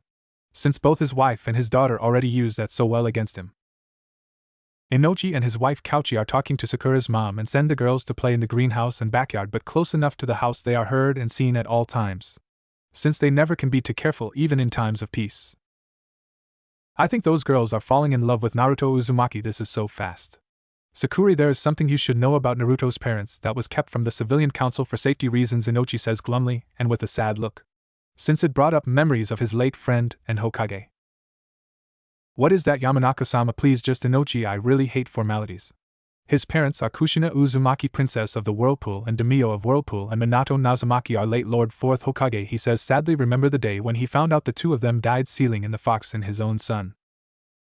Sakura can't believe her ears hearing that knowledge.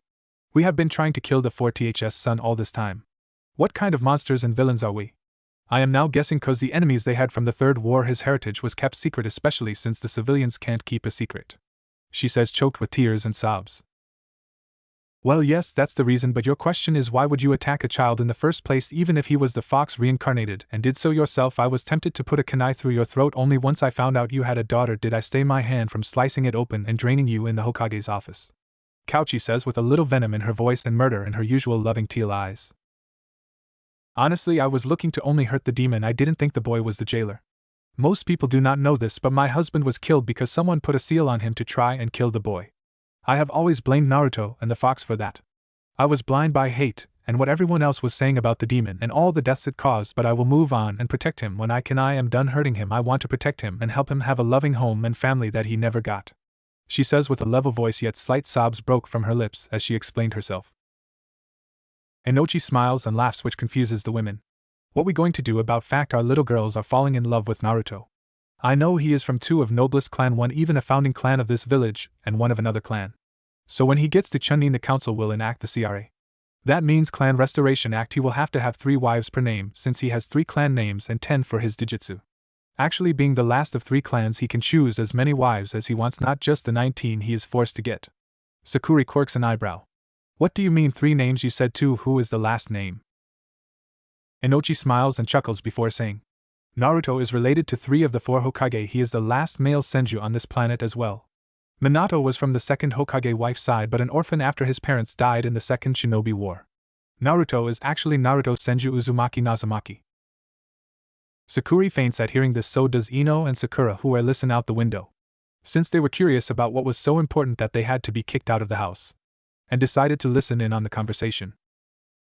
The 2 girls wake up quickly with nosebleeds, cause that means they wouldn't have to fight over Naruto, and could both be with him when they get old enough. As the both developed a crush like Inochi said they did? Well, we better become strong so Naruto likes us, since there will be 17 other women that will grab onto him, and we want to be the top females and have the most time with him. Ino says with a deep blush on her cheeks that rivals a blood rose. I don't think I could share Naruto though. Besides with you, Ino, it will be so hard to do that. 17 or more other women he has to have, Sakura said with a blush deep as Ino's that goes so cutely with her hair. They look at each other, and decide they will worry about it later when the time to train begins. They just didn't know that it was going to be so soon, and start playing again, and having fun since training begins tomorrow. They just didn't think Naruto's family would train them. Not knowing Kakashi's and Anko's hell training is coming. After a couple of hours of playing, the girls go shower from the day and get ready for bed and crawl in the same bed since it was a bigger bed. And they want to be close to each other. The girls are just about to fall asleep as they talk into the night. All the parents passed out from the sake they drank after the talks concluded, and the girls went to bed. The girls feel the big chakra spike that brings static to the air, then followed by a huge one that leaves them breathless, and thinking the same. They have the same thoughts. That first spike of chakra was small, but there shouldn't be one in the village, especially at this time of night. That other one was huge. It was only a second, so not to cause panic. It must have been a signal. Why signal someone? Maybe something happened. We will find out tomorrow since the parents will know.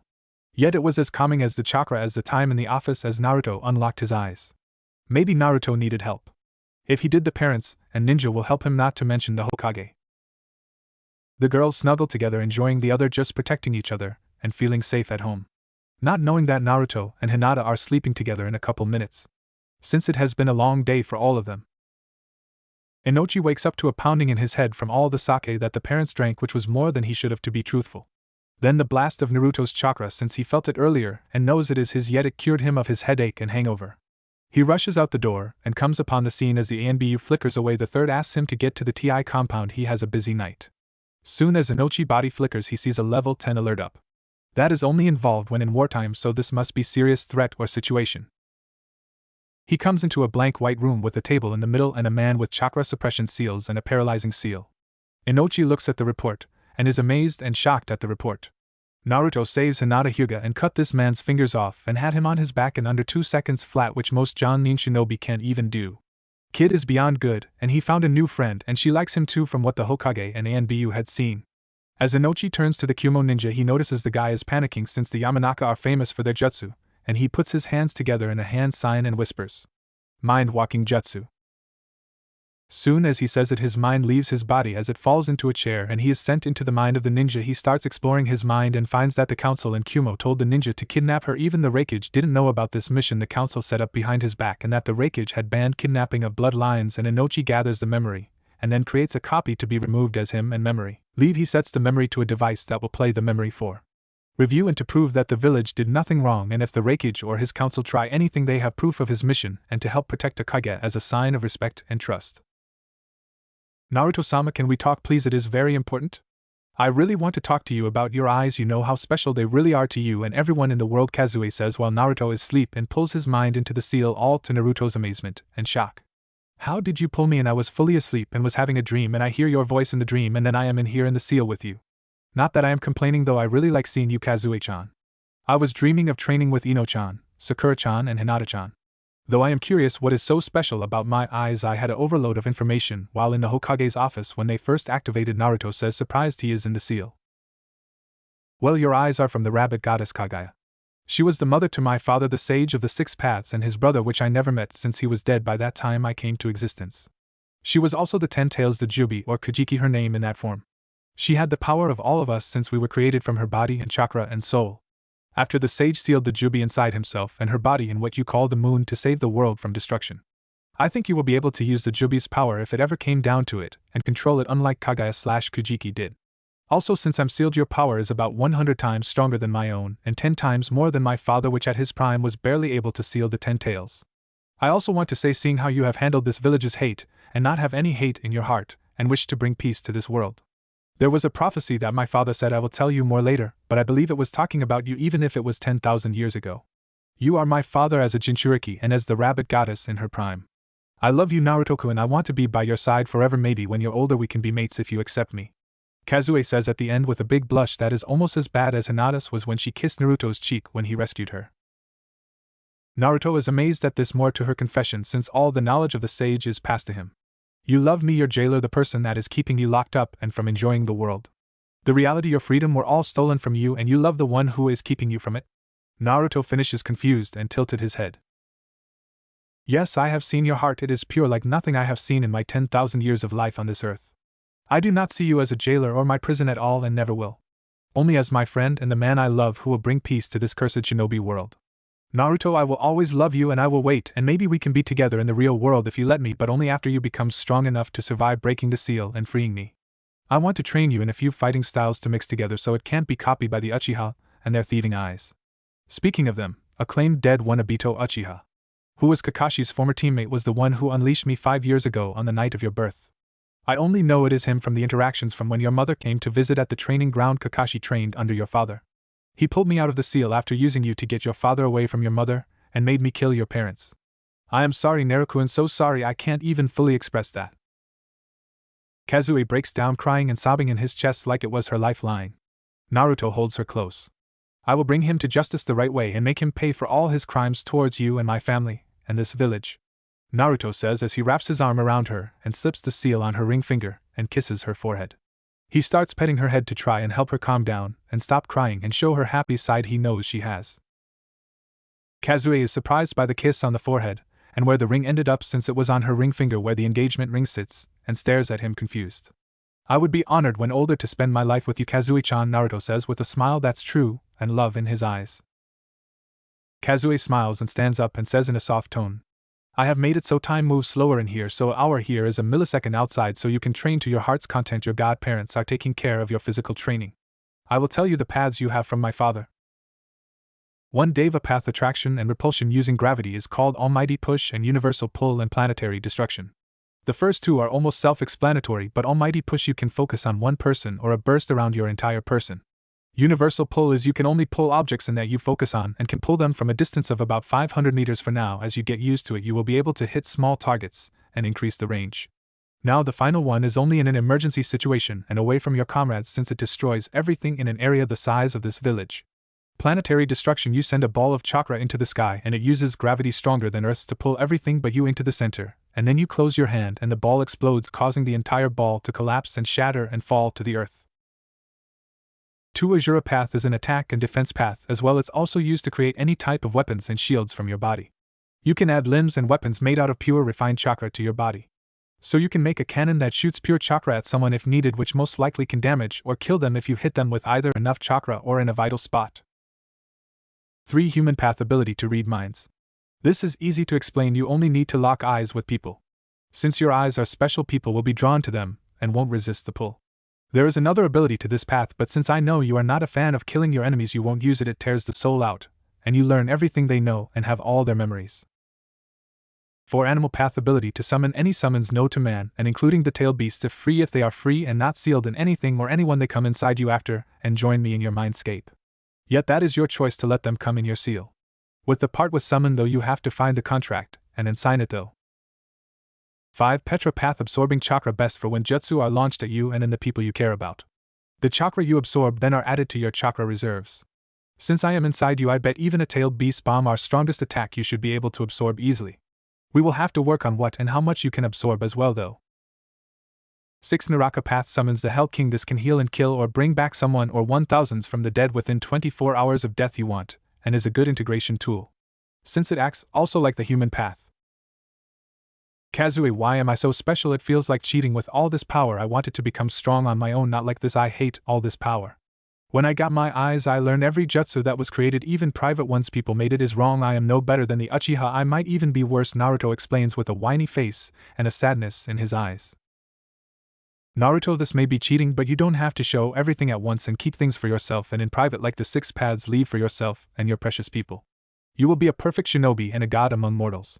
Do you not want to be a god among men? Asked Kazue with a smirk and a glint in her eyes, knowing what he will say. Not really, cause then everything will be too easy for me. Like I even know every seal and jutsu created under the sun, and my elemental control for each is perfect, so I can draw water out in the desert, or sand in the middle of the ocean. It is wrong to have this much power. I get it handed on a plate, and everyone else has to work for it. Their blood, sweat, and tears are nothing to me since I got this. No, I won't use my gift that way. How will that stop people's hatred? I will only be hated for how powerful I have become. It will cause many people to hate me for what I am, he says with a sad tone and looks down as if his eyes are a curse and not a blessing. Naruto, I am proud of you more than you could ever know just from what you said. I can see you want to work to where you get strong on your own. That alone proves you won't fall to being all-powerful and are worthy of the eyes you somehow got. I know that you unlocked magic as well that you will have to train, and I can help you there. You know the spells, but to practice them is different. I also have no talent for magic, that is beyond me. You get 6 more summons as well from this, but you will find them in time they might come to since you are the only magic user left in the world they will be drawn to you. Your parents left you a great legacy. So did the sage, you are his reincarnation mixed with his mother. I know you will not let them down. You are in a sense immortal as well as your wives will be when you mark them as your mates. Kazue says as she hugs him and kisses his forehead then his lips gently. Naruto, sleep tonight, we will train when you are stronger, just don't use your paths yet, it could get unwanted attention since no one has had that power since my father. Kazue says in a serious tone that was close to a demand, not even a suggestion, so it ain't up for argument. In the village hidden in the rain, a man sneezes and feels a shiver down his spine that makes him worried. I am no longer the only god here fighting for peace. This new god is superior to me. But my way is the true way to peace for this cursed world. A man with the purple rinnegan says to no one yet from the shadows. His close friend the Angel of Aim heard it, and gets worried since he is worried, and yet she feels as if the plans they made are not the right way to achieve peace. She leaves the tower and flies above the city using her paper wings that gave her the name the Angel of Pain. Yet she hates this title since she is not an angel, or so she thinks. She is really starting to hate what the group they made as teens have become.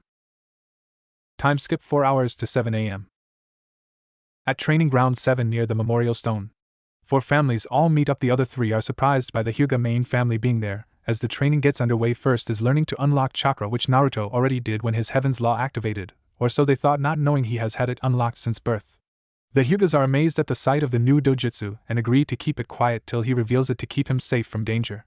The 3 girls take about 4.5 hours to unlock their chakra since most children unlock it when they are around 8 years old when they are about to start their training then. Not at the age of 5 like they are now. They then learn their affinities for later in training since they just unlocked chakra. Sakura has a earth and water, the perfect medical ninja affinities. Ino has a water and lightning, which is a perfect mix to complement each affinity she has if she can combine them in future attacks or eventually make shadow clones. Hinata has water, wind and lighting, something that is surprising to say the least. The parents are all impressed their kids are dual and triple in Hinata's case, but her family is mostly earth, so her clan's main stance will be harder to master. She may have to use a different style of the Hyuga clan, which won't be good to the elders' minds. She may have to change the style to suit her needs and body. Naruto, well, his card first floats up in the air defying gravity, then explodes in a black and white colors, and it shows he has every type, even bloodlines. They think it is cause his eyes, but what they don't know is that it from being a direct descendant from the god of death and the sage and his mother. Everyone for the next 3 months work on expanding their chakra control and strength and stamina and other arts of a shinobi under the teaching of their parents. Kakashi may seem like a lazy ass, but his training is almost worse than what you go through.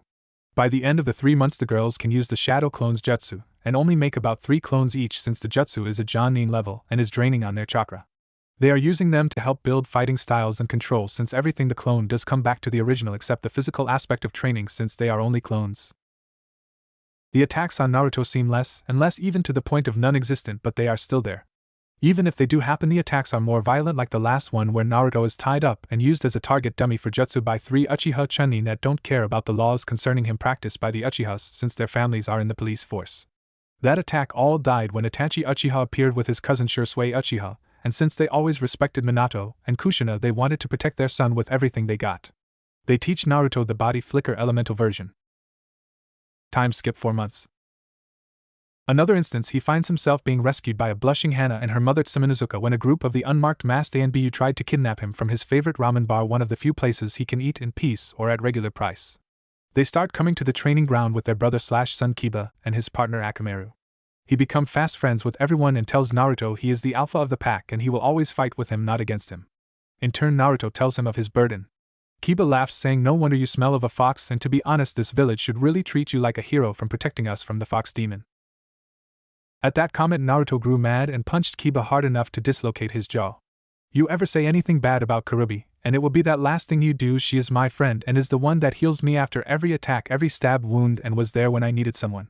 Sighing in frustration, Naruto takes a deep breath and comes down before speaking again. "I'm sorry I hit you, Kiba. It is just I don't like anyone talking smack about her since she was forced to attack the village." Kiba also apologizes, and most the girls are feeling proud since the strongest of the tailed beasts is a woman. Which the praise causes Kazue to smile and grow in ego in the mindscape, which makes Naruto smile a bit. Time skip another month. As time goes on, he meets Choji. He is part of the Akimichi clan, a group of big-boned fighters that hate violence unless to protect their village, family, and friends. They have only 2 things that are taboo to their clan, that is calling them fat then taking away their food. Something Kiba learned the hard way when he called Choji fat one day. He was put in the hospital with both arms and legs broken. Then there is Shikamaru, a lazy kid from the Nara clan who would rather watch clouds and sleep and play shogi than train in his clan's shadow techniques, yet is a natural at them, and is a genius with an IQ of 250.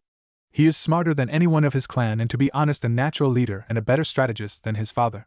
He's loyal to a fault and thinks everything is troublesome to care about if anything is wrong about Naruto. Both kids find out the burden of Naruto and don't care and see him for him and understand how he will defend the fox from insults, which is worse than what Choji did to Kiba, and protect his friends from anything to keep them safe. Time skip another month. Shino was the last to join the group. He joined when Naruto saved him from a group of kids tried to kill his colony of beetles he kept with him at all times, since they will eventually become the colony he uses in battle. The kids were held at dual sword point from two short swords that had curves in the blade to block other swords in them, and then break other swords. Shino says to Naruto after he finds out his secret that since his clan the Aburame use bugs that live inside us, I couldn't rightfully judge you for being a jailer to the Nine Tails, and since you protected me, I will ask my father about creating an alliance with your clans when it is time to revel them. Natsumaki-san. Naruto covers his mouth and whispers with a smirk. I am kinda impressed that you figured that part out so fast, but considering that since I am a mini clone of my father, I am not really all that surprised. Only thing is, please do not tell anyone yet, okay? It could spell danger to me and my precious people. Shino just nods and pushes his sunglasses that cover his eyes that almost fell so people could see his hollowed eyes, since it make most people hate the clan or shy away from them. Naruto invited Sasuke to join after Itachi brought him over to train. Sasuke just left, saying it was too below him to train with losers, especially a clan less orphan like him. Even if the pain of having no friends was evident in his eyes as he turns away to walk back home to train with his father. Itachi explains that Sasuke is actually a girl, and since girls in the Uchiha are considered weak, she hanges into a boy, so not to be judged as a girl, and her name is Naori. He hopes that one day, if possible, for Naruto to break down her walls and give her something else to believe in other than what their father tells her to believe in. As time goes by, the kids are getting stronger and becoming a group of fine shinobi in training. They actually are stronger than most Chunin already. The Jonin that attacked Naruto a while back are always now 20 feet behind him in town, and when the three kids Ino, Sakura, and Naruto split up, they each follow one. Naruto is not pleased but lets it go. By the time the Ninja Academy starts in 3 years, the kids are already at Chunin level, or even Jonin level, hard to tell without the experience. They all want to enjoy the time as kids before the days of missions and death come. The kids all started their elemental training 2 years before the academy. Now they all have at least 5 jutsus for each of their elements. Shino has earth and fire, which goes against his clan, while Choji is earth, wind, and yang. The wind element surprised everyone since it is so rare in the land of fire. Shika is water, lighting, and ing. All the kids know how to do henge, substitution, clone jutsu, and shadow clone jutsu. They all can now create 20 shadow clones and still do 10 C rank jutsus, that is just the friends, not including Naruto. Naruto is on a completely different level since he is mostly doing stuff with seals at the moment, getting in an area for them to train in private since most people try to wreck his training at public grounds. He has been able to make a special room in the house that acts like a time chamber, and has a slowed down time, and so time in there seems longer, but is just like his mind, time runs slower in that room alone. Time skip 2 years and 4 months.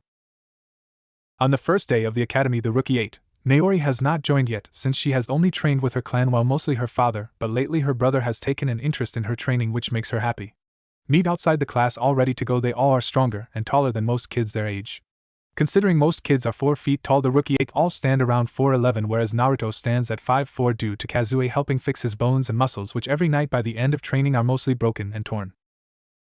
The gravity seals he has on is about 1,000 kilograms on each limb and 3,000 kilograms on his chest. A weight by regular means is impossible for average shinobi, even Kakashi can't handle it. While his resistance seal is like walking with 40 times normal gravity, and 600-mile winds forcing him back. This helps for when he takes them off. He moves faster than most Jonin, or even the Sannin in their prime, which is scary for some people. Then again, he is something almost out of this world with what runs in his blood.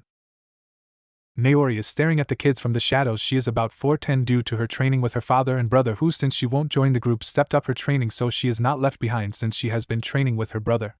More than her father, she isn't like most Uchihas. She is not arrogant, and thinks she is a god above everyone else like most the clan does.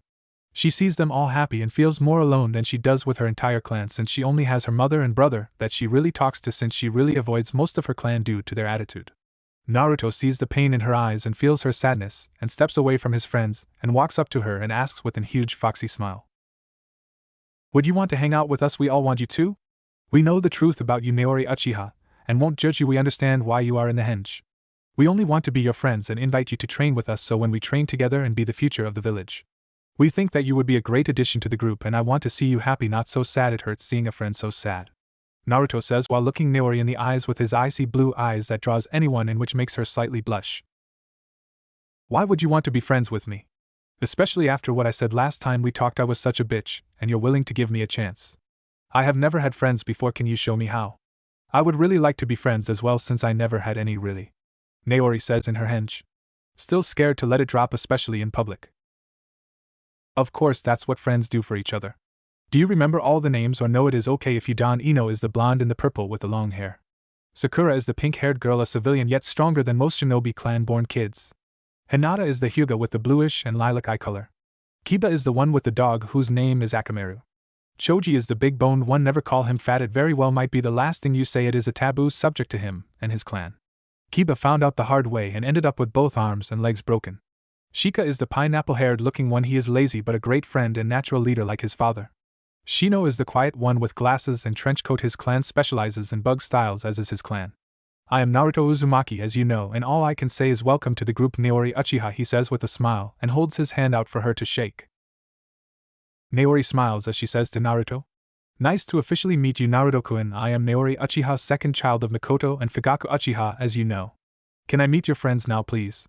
I have no friends and would really like to meet them," she says with a blush and a hopeful look in her black eyes that seem to absorb all light. All the while looking at his ocean icy blue eyes. "Of course you can, Naori Uchiha. They will be your new friends as well." Naruto turns to his friends and waves his arms and says in a half shout, "Hey guys, come over here, come meet the new addition to the Rookie 8, so I guess we are now the Rookie 9. This is Naori, but she is in a henge to gain respect from her clan since they look down on the females of their clan worse than trash. Her guy name is Sasuke, which we will call her that during school so her cover is not blown. Please treat her with respect like you do me or anyone else. She is a friend and precious to me already." This caused Naori to gasp at the thought she was precious already after 20 seconds of talking to Naruto. The whole group comes over and gives her hugs from the girls. The boys keep the guy image up and bump fists. After the introductions are made, they as a group they walk into the academy and to their class to find seats all together since they are all friends. Naori goes for a window seat to avoid the Sasuke fangirls that try to crowd him like the plague since they all have a crush on him and don't understand who Sasuke really is. Naruto sits beside her and smiles his foxy smile, and then Shino beside him, so the seats are taken. She smiles at them as a way of saying thanks. The fangirls that come in glare at Naruto and Shino because of this since they wanted those seats since Sasuke is so dreamy. They continued until they felt Naruto's icy eyes glare right back. This caused most of them to have shivers from the sight. Most of the civilian kids sit away from Naruto because they remember what their parents said about him. As the bell rings, the two Chunin instructors walk into the classroom. The first man Naruto sees has a slightly darker skin tone with a deep scar running across his nose with a brown pineapple hair like he was a Nara. His name is Iruka Yumino, a Chunin that asked to teach this year because he was one of the few that likes Naruto and his friends. He has never seen Naruto as the fox since he actually knows how a kunai and the scroll it is sealed in are two different things. He doesn't judge Naruto for the burden he has. In fact, he is proud of the boy and sees a hero like the fourth Hokage wanted him to be seen. Even if the fox did kill his parents that night years ago. The next person that walks into the room is a man named Mizuki Bakanada. He has bluish white hair, creamy white skin that looks like never seen battle. Yet his eyes are angry and his heart is filled with hate for the 9 tails that killed his entire family when his parents went to fight it, and for his younger sister that was stepped on when the fox appeared in the village crushing their house. He is like the village and sees Naruto as the 9 tails inside him. As he looks at Naruto, he remembers that night and starts planning on how to make the boy fail and drop out.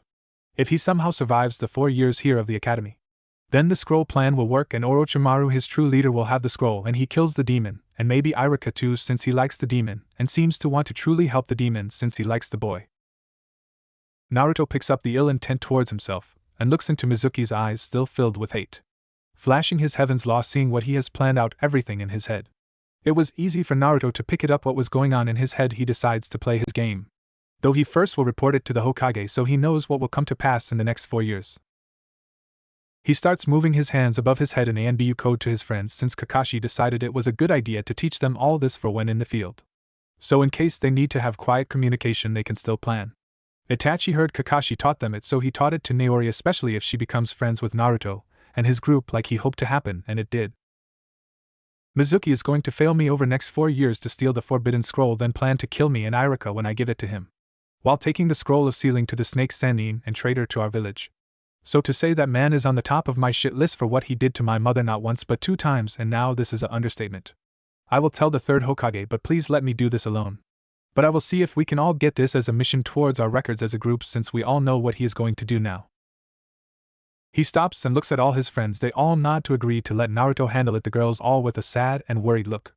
All the guys except for Shikamaru has a jealous look, since they want to help him kick his ass, since they can now see the hate in his eyes. Naruto does a hinged shadow clone in the shape of a bug to leave the class through an open window towards the third's office. To go talk to the third and ask if it can be a 4-year-long C or B rank for him and the rookie 9, since they are the future of the village and are all together as one, since they are the rookie 9. No one gets left behind or forgotten. As the clone heads to talk to the third Hokage without anyone noticing, which is surprising since there was a poof of smoke from the clone, Iruka finally settles the class down with his famous demon big-headed jutsu. Then clears his throat as he talks in a normal voice. Hello everyone, my name is Iruka Umino and this is Mizuki Bakanada. At the introduction of Mizuki's name, most the class giggles. Quiet. Anyways, we are your senseis for the next 4 years at this academy, training you to be ninjas of this country, and the village hidden in the leaves. As Iruka drags on his speech and the plans for the class, most of the kids start daydreaming about what their future holds. The rookie 9 minus Naruto are all worrying about how Naruto wants to deal with Mizuki alone. Since the man wants him, they decides that they will put their trust in him to do it alone. The clone Naruto sent out reaches the Hokage office and flies through the window and lands behind the Hokage on the ground before releasing the henge of the bug and back into Naruto. As a silent poof of smoke goes off, the ANBU and are at instant attention till they see it is Naruto and relax, since they know he is like a grandson to the aging Hokage and would never hurt him. What surprises them is what comes out of Naruto's mouth. Lord Third, we have Defiler playing in the leaves of fire that smells like snakes. The third hears it behind him and knows it means in an instant. There is a traitor to the village and is working with Orochimaru, his ex-student. He looks at Naruto and points for him to sit in front of the desk in the chair that is meant for longer meetings so guests can be comfortable. The Naruto clone sits and explains what the original Naruto felt and read of Mizuki's mind and his plan and the promission for the rookie 9 to all make it a C or B rank mission over the next 4 years, since they all know about it now. The third caught the 9 word and decides to ask. Rookie 9, I know your friends, there was only 7 of your friends and yourself. Who would this new person be and how did they gain your attention? Naruto, I didn't know about the 9th friend when I saw you training yesterday with your friends. The third inquiries with a raised eyebrow that almost disappears under the Hokage hat. That would be the Uchiha in my class, Sasuke. We were able to make friends before class today had started today. I confronted him when I saw a look of loneliness on his face and eyes. Itachi tried to introduce us before, but he was uninterested before since he only trained with his father, but since he started training with his brother we asked if he was willing to train with us, since Itachi comes and helps with our training on his days off and before they train. He is part of the group now, so he part of this plan, since I won't let my friends be left behind, since we are the future of the village and all hold the will of fire. Naruto says with a huge fox smile. This makes everyone in the room pale and have a slightly worried feeling build up in them.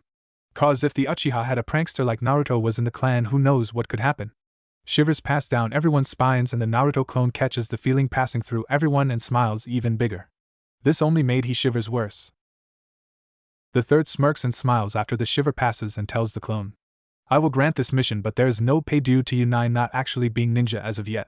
The plan you have is okay, but is a little risky and has little chance to actually work the way you want it to. Are you sure you are okay with being dead last then doing the deed? Even if we set up and fake scroll for you to steal. Kakashi and Anko won't be too happy when they find out about your grades and will almost try to step in and deal with Mizuki before you get to. The clone nods in understanding but shrugs and says to his grandfather figure. To protect my friends and village. I, Naruto Uzumaki Senju Nazumaki, will do this mission and will succeed or die trying. It will be done, third Hokage-sama. I will be able to deal the Kakashi since he is a little lazy about that stuff, and he would be proud that I am taking the chance to do this. Anko will be harder to convince, but maybe I can tell her when he is caught. That he was a spy for the snake pedo, and is all hers when he gets to Tianai. Again the people in the room shiver as the thought of Anko getting her hands on Orochimaru's spy, and what she would do to him when she gets her hands on him. Everyone offered a prayer for Mizuki's soul on that day. Naruto says, bowing on one knee and a fist over his heart like Anbu, to showing his true allegiance to the Hokage and the village. As the clone looks up, the Hokage nods and the clone dispels by stabbing himself in the heart, so the original Naruto can find out what happened and what was said in the room. Meanwhile, back in the classroom. As class is let out for the day, everyone starts walking towards the training grounds that they have been using for almost 3 years with their families. Naori stops suddenly and looks to her clan area thinking she will have to go home where only her mom and brother acknowledge she is female and gets a little depressed at that thought. She did always want her father's approval yet never gets it. Hey Sasuke, come on, we have something to tell you. Okay, so come on, it will be quick, it is important though, and you should know, as our friend Naruto says a little ways ahead of her. As Naori turns around back to her new friends and runs to catch them, everyone walks in silence thinking of plans to deal with Mizuki. When they get there, they all turn towards each other and relax. The girls all sit on the posts a little distance away from the boys, all sit in the shade of the big trees watching the clouds to let Naruto and Naori have their talk. They knew that was coming since they all went through it before, so best to give privacy for it. Naori, you can drop the henge here. No one will judge you since this a private training ground the Hokage gave to us rookies and our families can use till we graduate, and is covered in a privacy seal I already activated when we got here. As Naruto finishes saying that, there is a poof of smoke. Instead of Sasuke, there is a girl standing same height as before but with hair that looks like Madara's, with a beautiful figure, and a huge blush that even rivals the blood rose that grows in the land of tea. A silence ensues and then Naori jumps at Naruto and wraps her arms around him as she buries her face in his jacket. Thank you for accepting me for who I am. This is the first time I have been out of that henge since I was 5, roughly about a month before I met all of you with Itachi Nizan. Like I told you earlier, my father and the men of my clan don't accept women as fighters or as ninjas, so I grew up hiding who I am really. She stops talking and realizes what she is doing and blushes then as she looks at Naruto's body. It is solid like a rock and so tall that she has to be on her tippy toes to even look him in the eyes. She is blasted back by a nosebleed from thoughts that would put the pervert Jiraiya to shame, or ever think about writing in his porn books. Before she hits the ground a few feet away due to the force of the nosebleed, Naruto rushes over and catches her before she can hit the ground. As he helps her stand back on her feet, he smiles and says in a gentle voice, "Well, since you were honest with me, I will be as well." He pauses before letting a breath out. "I am known as a Jinchuriki. I have the 9 tails sealed inside me that destroyed this village 8 years ago on the day I was born. Also, my mother was Kushina Uzumaki, who was container before me, while my father was Minato Nazumaki, the 4th Hokage. Well, I am guessing that Kazui-chan killed certain people during her forced rampage. That is the reason Mizuki-sensei is planning to sabotage my academy time, make me dead last. Just to get me to steal the scroll, then kill me and maybe Iruka-sensei as well, and bring the scroll to Orochimaru the snake, sending a traitor to the village. I convinced Hokage-sama to let us Rookie 9 handle this together in a way, but I am the only one that will do anything since he is only after me and not anyone else. We will all have a C or B rank mission when this done on our records by time we graduate from this academy," he says with hopeful look, wondering if she will accept him and not hate him for the burden he has and who he is. Naori looks at him blankly for about a minute, then blushes and mumbles something too quiet for him to hear. "Huh?" he asks, a little worried she might hate him. Since the second he saw her true form, his heart sped up a bit. "Thank you for being a hero to this village. I see you as a hero and not a monster or as its reincarnation," she says as she tackles him and kisses his lips with a chaste but deep kiss most kids don't know about at this age, showing she is a bit different than most girls. With a blush redder than before, she runs away, activating her henge as she run back home. Naruto has a small nosebleed after the kiss due to her tongue in his mouth. Kiba mumbles to himself, and the other boys, knowing that Naruto will be able to hear him anyways, "You get all the girls, try and leave us some, will you?" Everyone laughs and the girls look a little mad/sad as they aren't brave enough to kiss Naruto like that yet, but they get over it as training starts. They all spar and do more element training and more chakra control exercises. Not noticing that Iruka has been watching them from the shadows in the training grounds with a smile since he crept into the grounds with them, since he followed them. Since he had something he was curious about, now thinking to himself, "I am glad that Sasuke or Naori can come out of her shell. I was worried she wouldn't. Ever since Itachi came and explained what was going on with her, I was kinda worried about her, but Naruto and his friends have eased my mind about this issue." Naori is running home thinking to herself with a heavy blush on her face. "I kissed him. I kissed the boy who gave me strength to be who I really am and who accepted me for me and saves this village every day with his own life." From what he says and sounded like the 9 tails didn't want to attack, something must have forced it to. The question is, who would do that? I am falling in love with him. Oh, this is not good. Father will never approve of this since what he holds. Father always said to avoid him, yet Mom and Itachi said become friends with him. Maybe Nisan and Kasan will know what to do about this since I'm so lost about this. She comes to the outside door and hears yelling inside. She can tell that it's her father and brother fighting like they do every time Itachi misses a clan meeting for his village duties as an ANBU. She then decides to wait and not to listen in since it always gives her a big headache and is sad about how her family is really like. She wishes her family was a bit more normal, not so angry.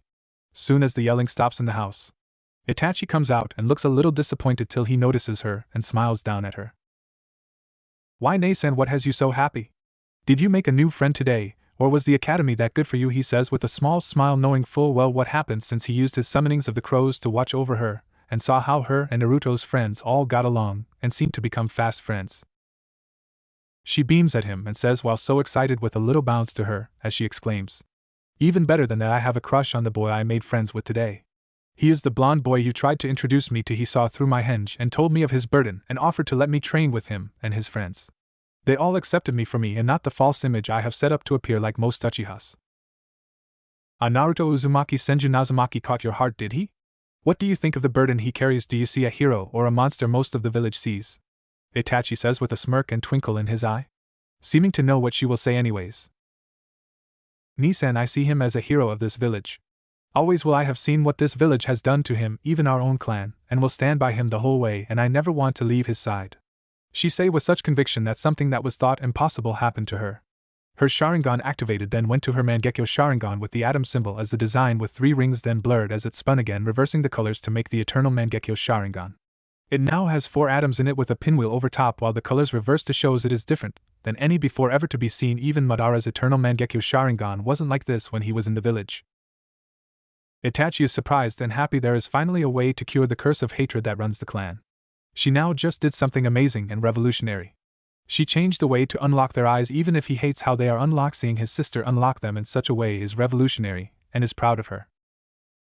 He smiles and tells her with a calm voice, "Ready to see your awakened power of our clan, yet you got the final level beyond what I or any of our clan has ever had besides Madara Uchiha has achieved."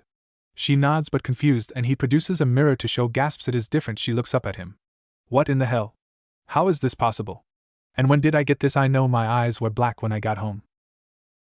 Nay-san, you got it just now, talking about Naruto-kun, and you conviction to stand beside him, and what that is the eternal Mangekyo Sharingan.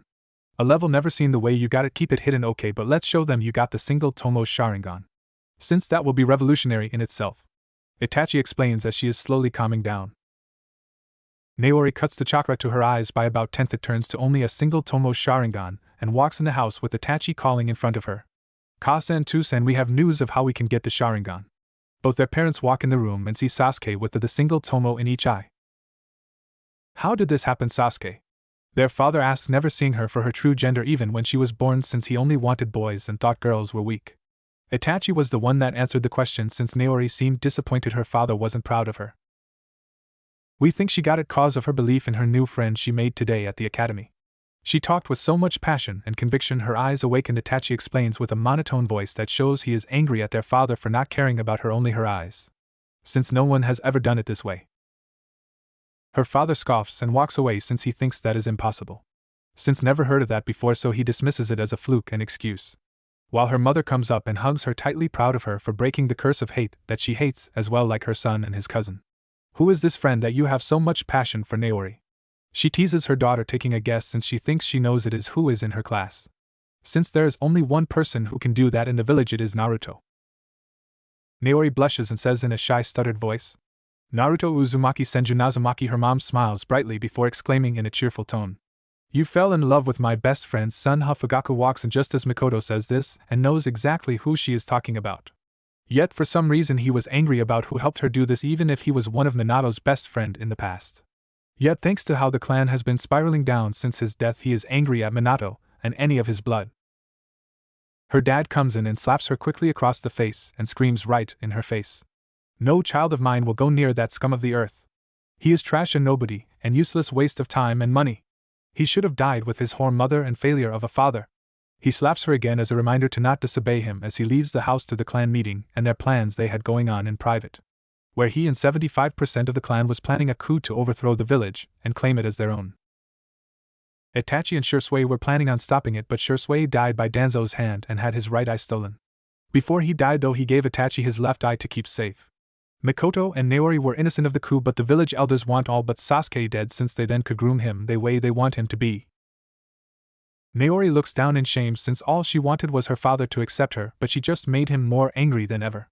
She starts to cry and the tears fall. Mikoto senses this and hugs her daughter and brushes her hair lightly like she used to when she was a child. This helps stop Naori from crying. Itachi realizes his mission must happen tonight, or Naori might do something just to please her father in a bad way. "Kasa and Naori-san, I have a mission tonight, it is important for the village." Please go visit Naruto and his family. Do not ask, just please go, and trust me, I will escort you there before my mission starts. Stay there for a few days. If I fail this mission, the clan, especially you two, could be in danger. I need you two to be hidden from view for a few days till everything calms down if my mission goes sour. The two girls look at him and nod and run and pack quickly and come back, and Itachi is putting his gear on, finally his ANBU mask. He escorts them there right to the door. Kakashi knows what is about to happen since he is Itachi's friend and is in his ANBU unit, and wishes him luck when the three show up at the door 20 minutes later. Naruto, who is coming back from training, feels the sadness in Itachi's heart and tells him to gain more conviction and belief in himself. The will of fire will guide our hand and carry you swiftly through this mission. You are becoming an agent of peace. Help break the cycle of hatred and free yourself of hatred and do what's right. Now spread your black wings and fly to your freedom, Crow. Itachi was almost to tears when Naruto said that. He then bows, letting a tear fall away before saying to the boy, Naruto, watch out for my sister. She loves you very much. Even if she doesn't quite know that yet. Become a better son to my mother than I was and protect them both for me, okay? Can you promise me that on your life and you, Nindo, as a future ninja? Naruto could see the tear flowing from under the mask and bows in return, then frowns as he whispers to the Crow ANBU. Itachi-senpai, I promise on my life I will protect them and love them like they are my own family. Your sister is precious to me. Nothing will harm her while I am around. I will protect them both with my life. Naruto flares his heaven's law as he locks eyes with Itachi, looking into his mind to understand what he is going to do. Itachi, knowing what he can do, shows him everything easily with no resistance. Since Kakashi trusts him enough with the knowledge of the Jujutsu and his powers not to spill them. Killing your clan off except your sister and mother because of the coup your father is planning will stop a civil war, and maybe a forced shinobi war if you let this continue and not end it. Such a selfless person putting his village over his clan. Danzo ordered this, not the Hokage, because he threatened your family, and you all to perish if you didn't do this, and he murdered Shursui to steal his eye, all for a special jutsu. He will be brought to light of his crimes to your family, and this country and village, I promise, my brother, I swear on my chakra and life. Naruto thinks with a troubled and sad heart. Itachi, I will make sure Danzo team is brought to justice and you are seen as an agent of true peace and a true hero of the village. Not what the village will see you as at first, they believe only what they want to. Naruto says with a serious tone and chakra rising slowly in his anger, before he sighs and controls it before it gets too much and noticeable. Itachi nods and disappears into the night to protect the village and save his family from death by killing the entire clan. Naruto shuts the door and taking a few deep breaths at the door. He then turns and looks at Naori sitting at the table with her mom while looking at Naruto with a confused look, yet Mikoto also had a confused and sad look in her eyes. With a small smile and a nervous look towards the women, he walks over to a closet and pulls out a few boxes labeled ANBU cameras before bringing them to the back door and deck. Naruto goes to the backyard quickly and summons 10 clones to grab the recording equipment from the house and leaves to strategic places around the Uchiha compound to record everything, in the event that Danzo does something, and when they bring him to justice they won't have any surprises. Especially if he thinks what might happen after the clan is dead beside 3 of them. After the clones take off, he goes back inside and sits beside Naori and Mikoto and hugs Naori in a tight hug, saying to them both with a sad voice, trying not to break about such a loss of life that will happen soon. You're welcome to spend as much time here as you want, we are family, and we don't abandon family. Nothing will ever change that, not a thing, no matter what happens. Neither of you will ever be forgotten and never left behind. The Uchiha ladies are surprised by the words but hug him and thank him for that, since at the moment it was needed. They say it will only be for a couple days, since Itachi will be back in a few days, and he will come grab them after his mission is done. Since Naruto is holding Naori, she doesn't notice him slightly flinch at their statement, but Mikoto does and looks a little down and looks close to crying since she has figured out the mission from what Naruto said just now, and what exactly was the reason. She remembers when the military police thought Shursui's death was suspicious and Itachi was the main suspect in that, since he was always with him and they were missing clan neats. Which now is because they were going to stop the clan. Naruto pulls away and looks her in the eyes and decides to see if she wants to train to keep her mind clear. Naori, would you like to do some training with me in our dojo?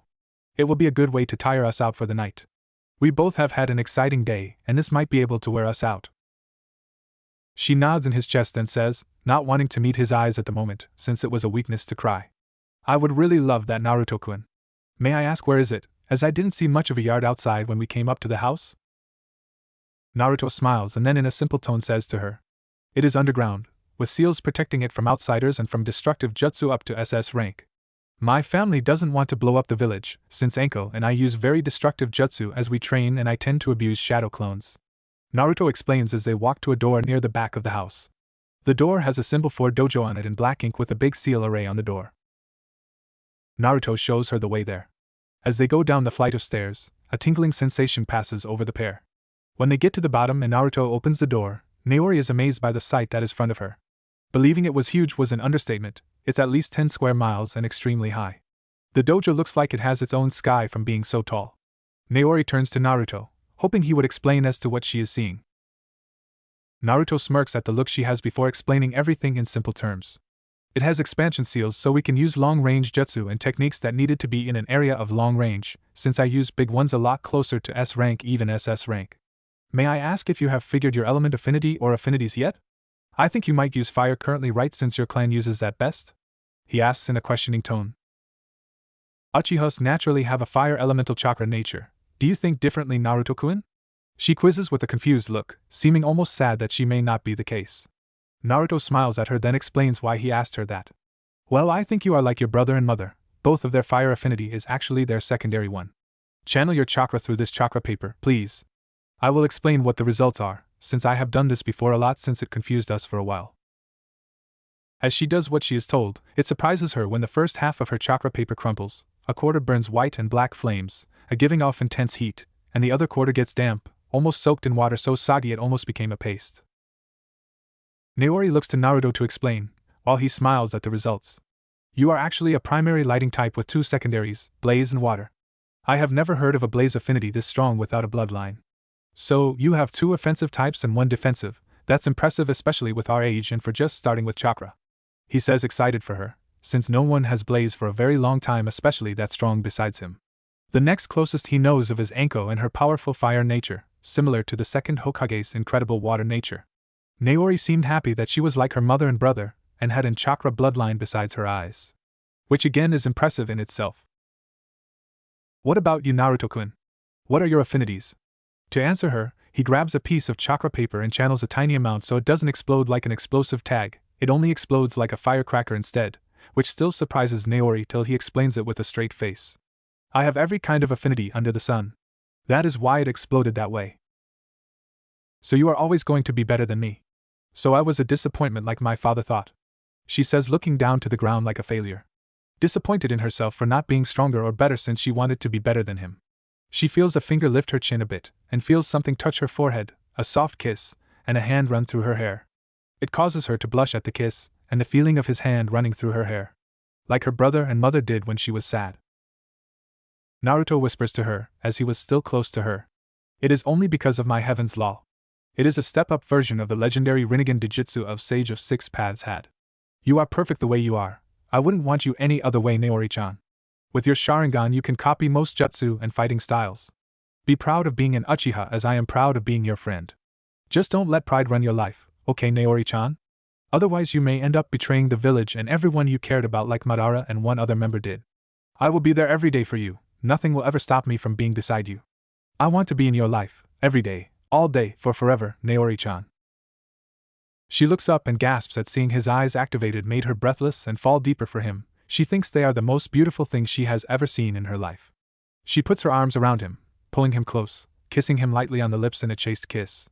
They pull apart and nod and turn to the dojo with a hand holding the other's hand. He leads her near a tree in some shade, which is weird since there is no sun. He then starts showing her some low lightning jutsus including lightning arrow, lightning charge, lightning clone, lightning blade, and lightning lance and the shadow clone so she can use them for training. Since whatever the clone learns the user will learn when it dispels. Then for water element taught her water blade, water prison, silent kill water clone, water whip and water shark bomb. Blaze was a different story as there are not many techniques for it, most just released like Amaterasu, blaze armor, blaze shower, blaze hydra and finally blaze bomb, which was like the water shark bomb but used globes of blaze chakra to explode instead of a water shark.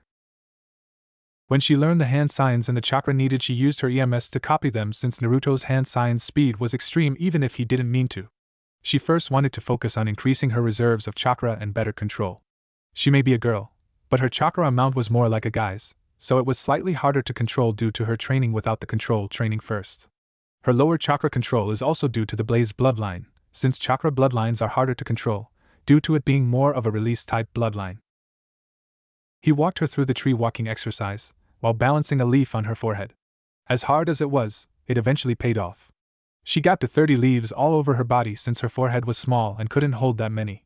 When Naruto told her to rest, she could feel her chakra running near empty.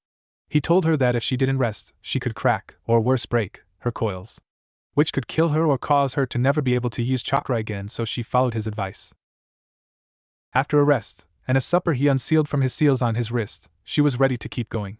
He created a pond using a mastery of 2 elements she never thought possible for a genin.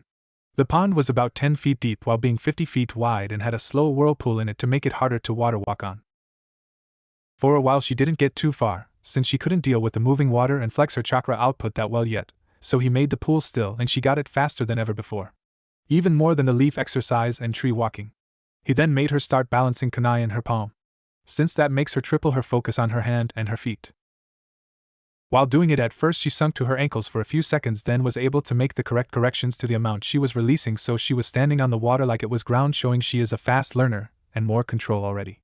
He stood beside her in case she was about to sink too deep, or if her chakra ran out when she had 1 kunai down. He made her do 3 kunai, and tried to make them all spin together. She started sinking to her knees, so he made her stop, then helps her to shore since she is getting drained again, due to the sweating on her brow, and she was starting to shake and breathe heavy. Naruto smiles as he praises her on her talent. Naori, you picked this up faster than even Sakura-chan and Ino-chan. I'm impressed and proud of you for not giving up even when it seemed impossible. That shows how serious you are about becoming a ninja and becoming strong for your brother and mother. He picks her bridal style and walks to a few trees with a little open building that has a hammock and a barbecue for cooking when they are hungry during training. She looks up at him and smiles while snuggling into his chest and breathes in his scent. How long have we been in here, Naruto? It feels like we've been here for at least 12 hours or maybe even longer. I lost track of time since the lighting hasn't changed at all since we have been here. Naruto smiles at her observance and answers.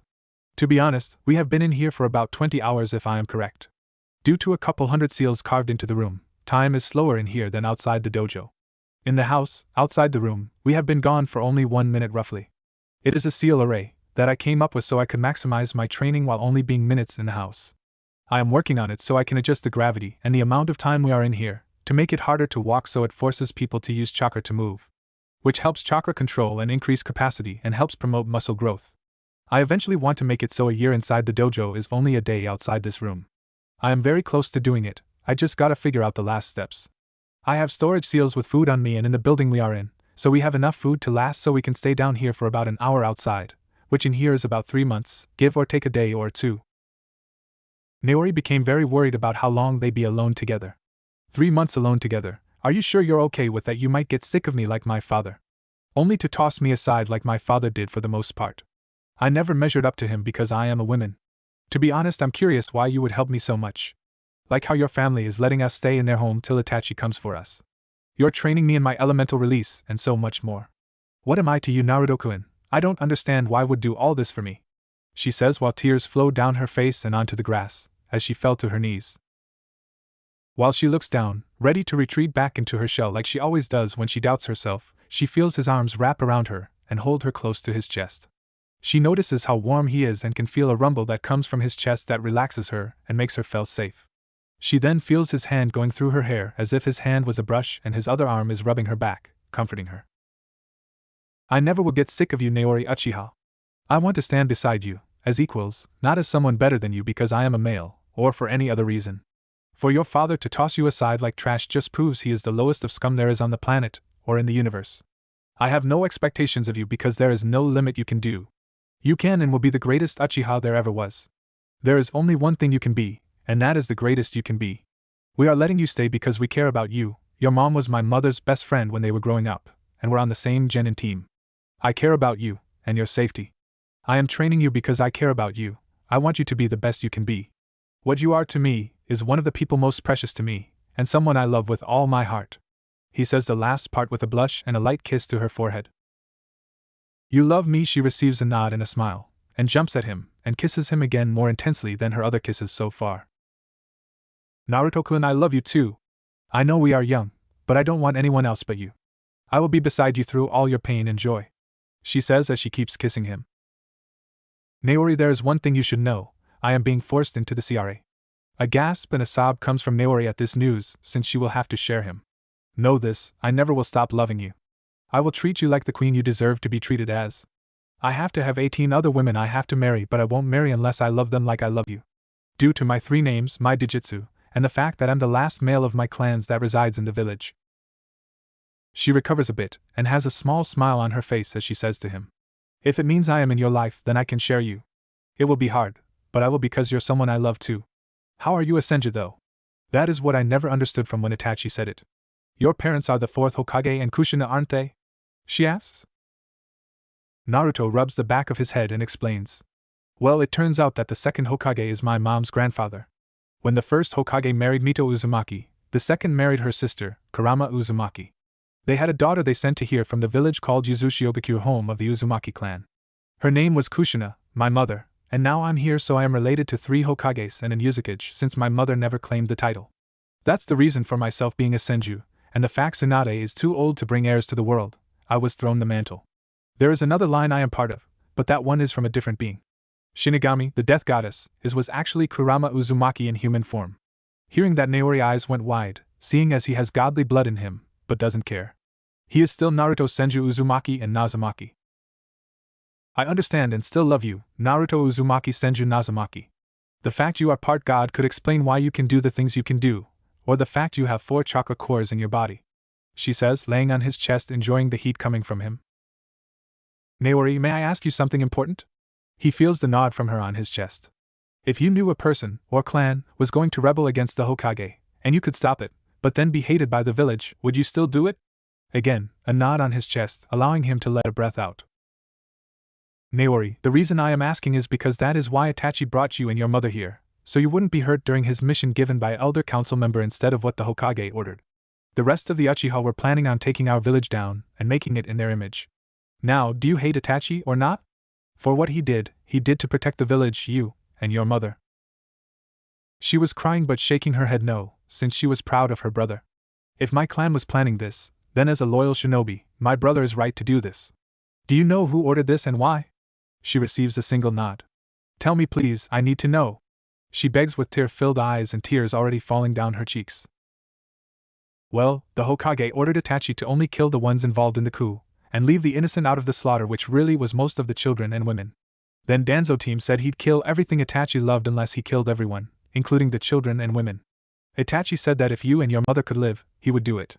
Danzo said that only you were to survive, but I will just tell them both of you are under the Uzumaki, Hatake, and Hyuga's protection. Hurting you would start a clan war with allies and Konoha's clans.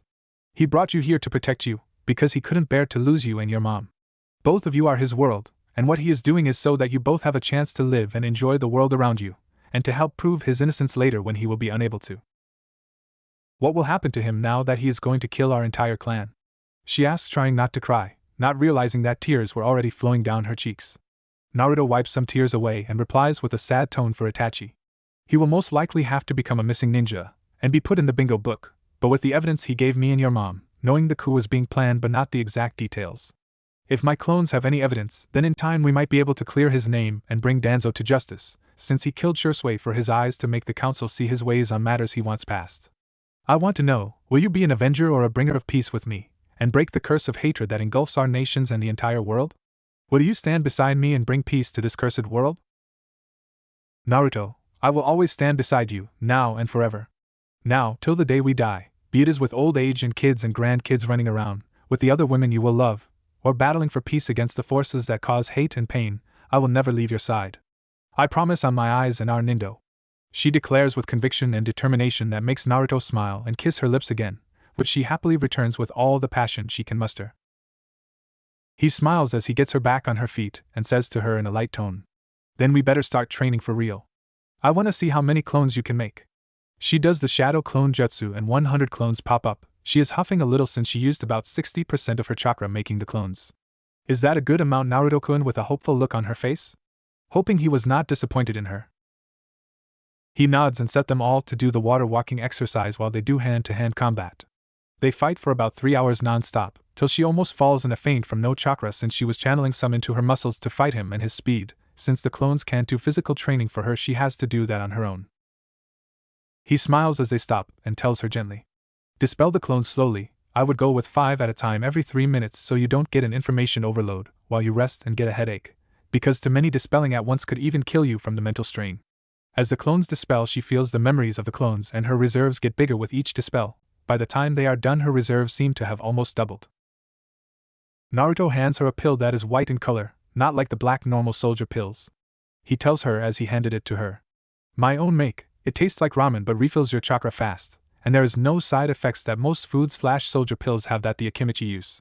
The Akimichi clan already have asked for the recipe and will start mass producing it, since it is better than their own pills that they have been making for years.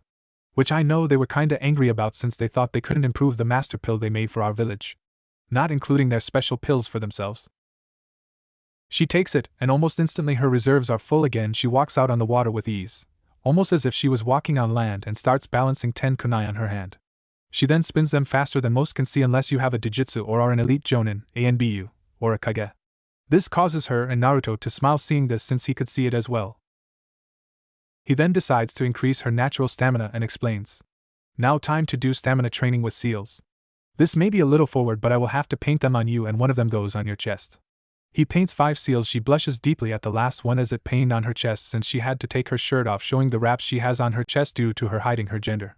She feels her arms weigh more than she does, same with her legs, and it feels like she is in neck-deep mud or wet cement. Naruto then explains the seals to her. You have about 100 kilograms on your arms and about 300 kilograms on your chest for now till you run as fast as me. As she starts running, she notices her muscles don't hurt as much as she thought they would from the weight the seals produce. Naruto, guessing her thoughts, answers for her hidden question. There is a part of the seals that repair muscles as they tear and bones heal as they break, and they do it painlessly so that you can keep doing your workout, while getting even stronger than before. She finishes 5 laps around the area following a path so she doesn't hit the walls since it was hard to tell. Then 200 push-ups and 200 jumping jacks, then runs through her fighting style after a time which is still lost to her. All thanks due to the lighting and everything else in the seals in the room. She notices that she is able to handle and deal punches and kicks from Naruto, going faster than before. At breakneck speeds that she thought only Jonin are able to do, but she has been trained by Naruto and her brother. So she will hold her own and is only missing the experience need to become Jonin. Yet eventual training with Naruto and his parents and mother, she will get the experience.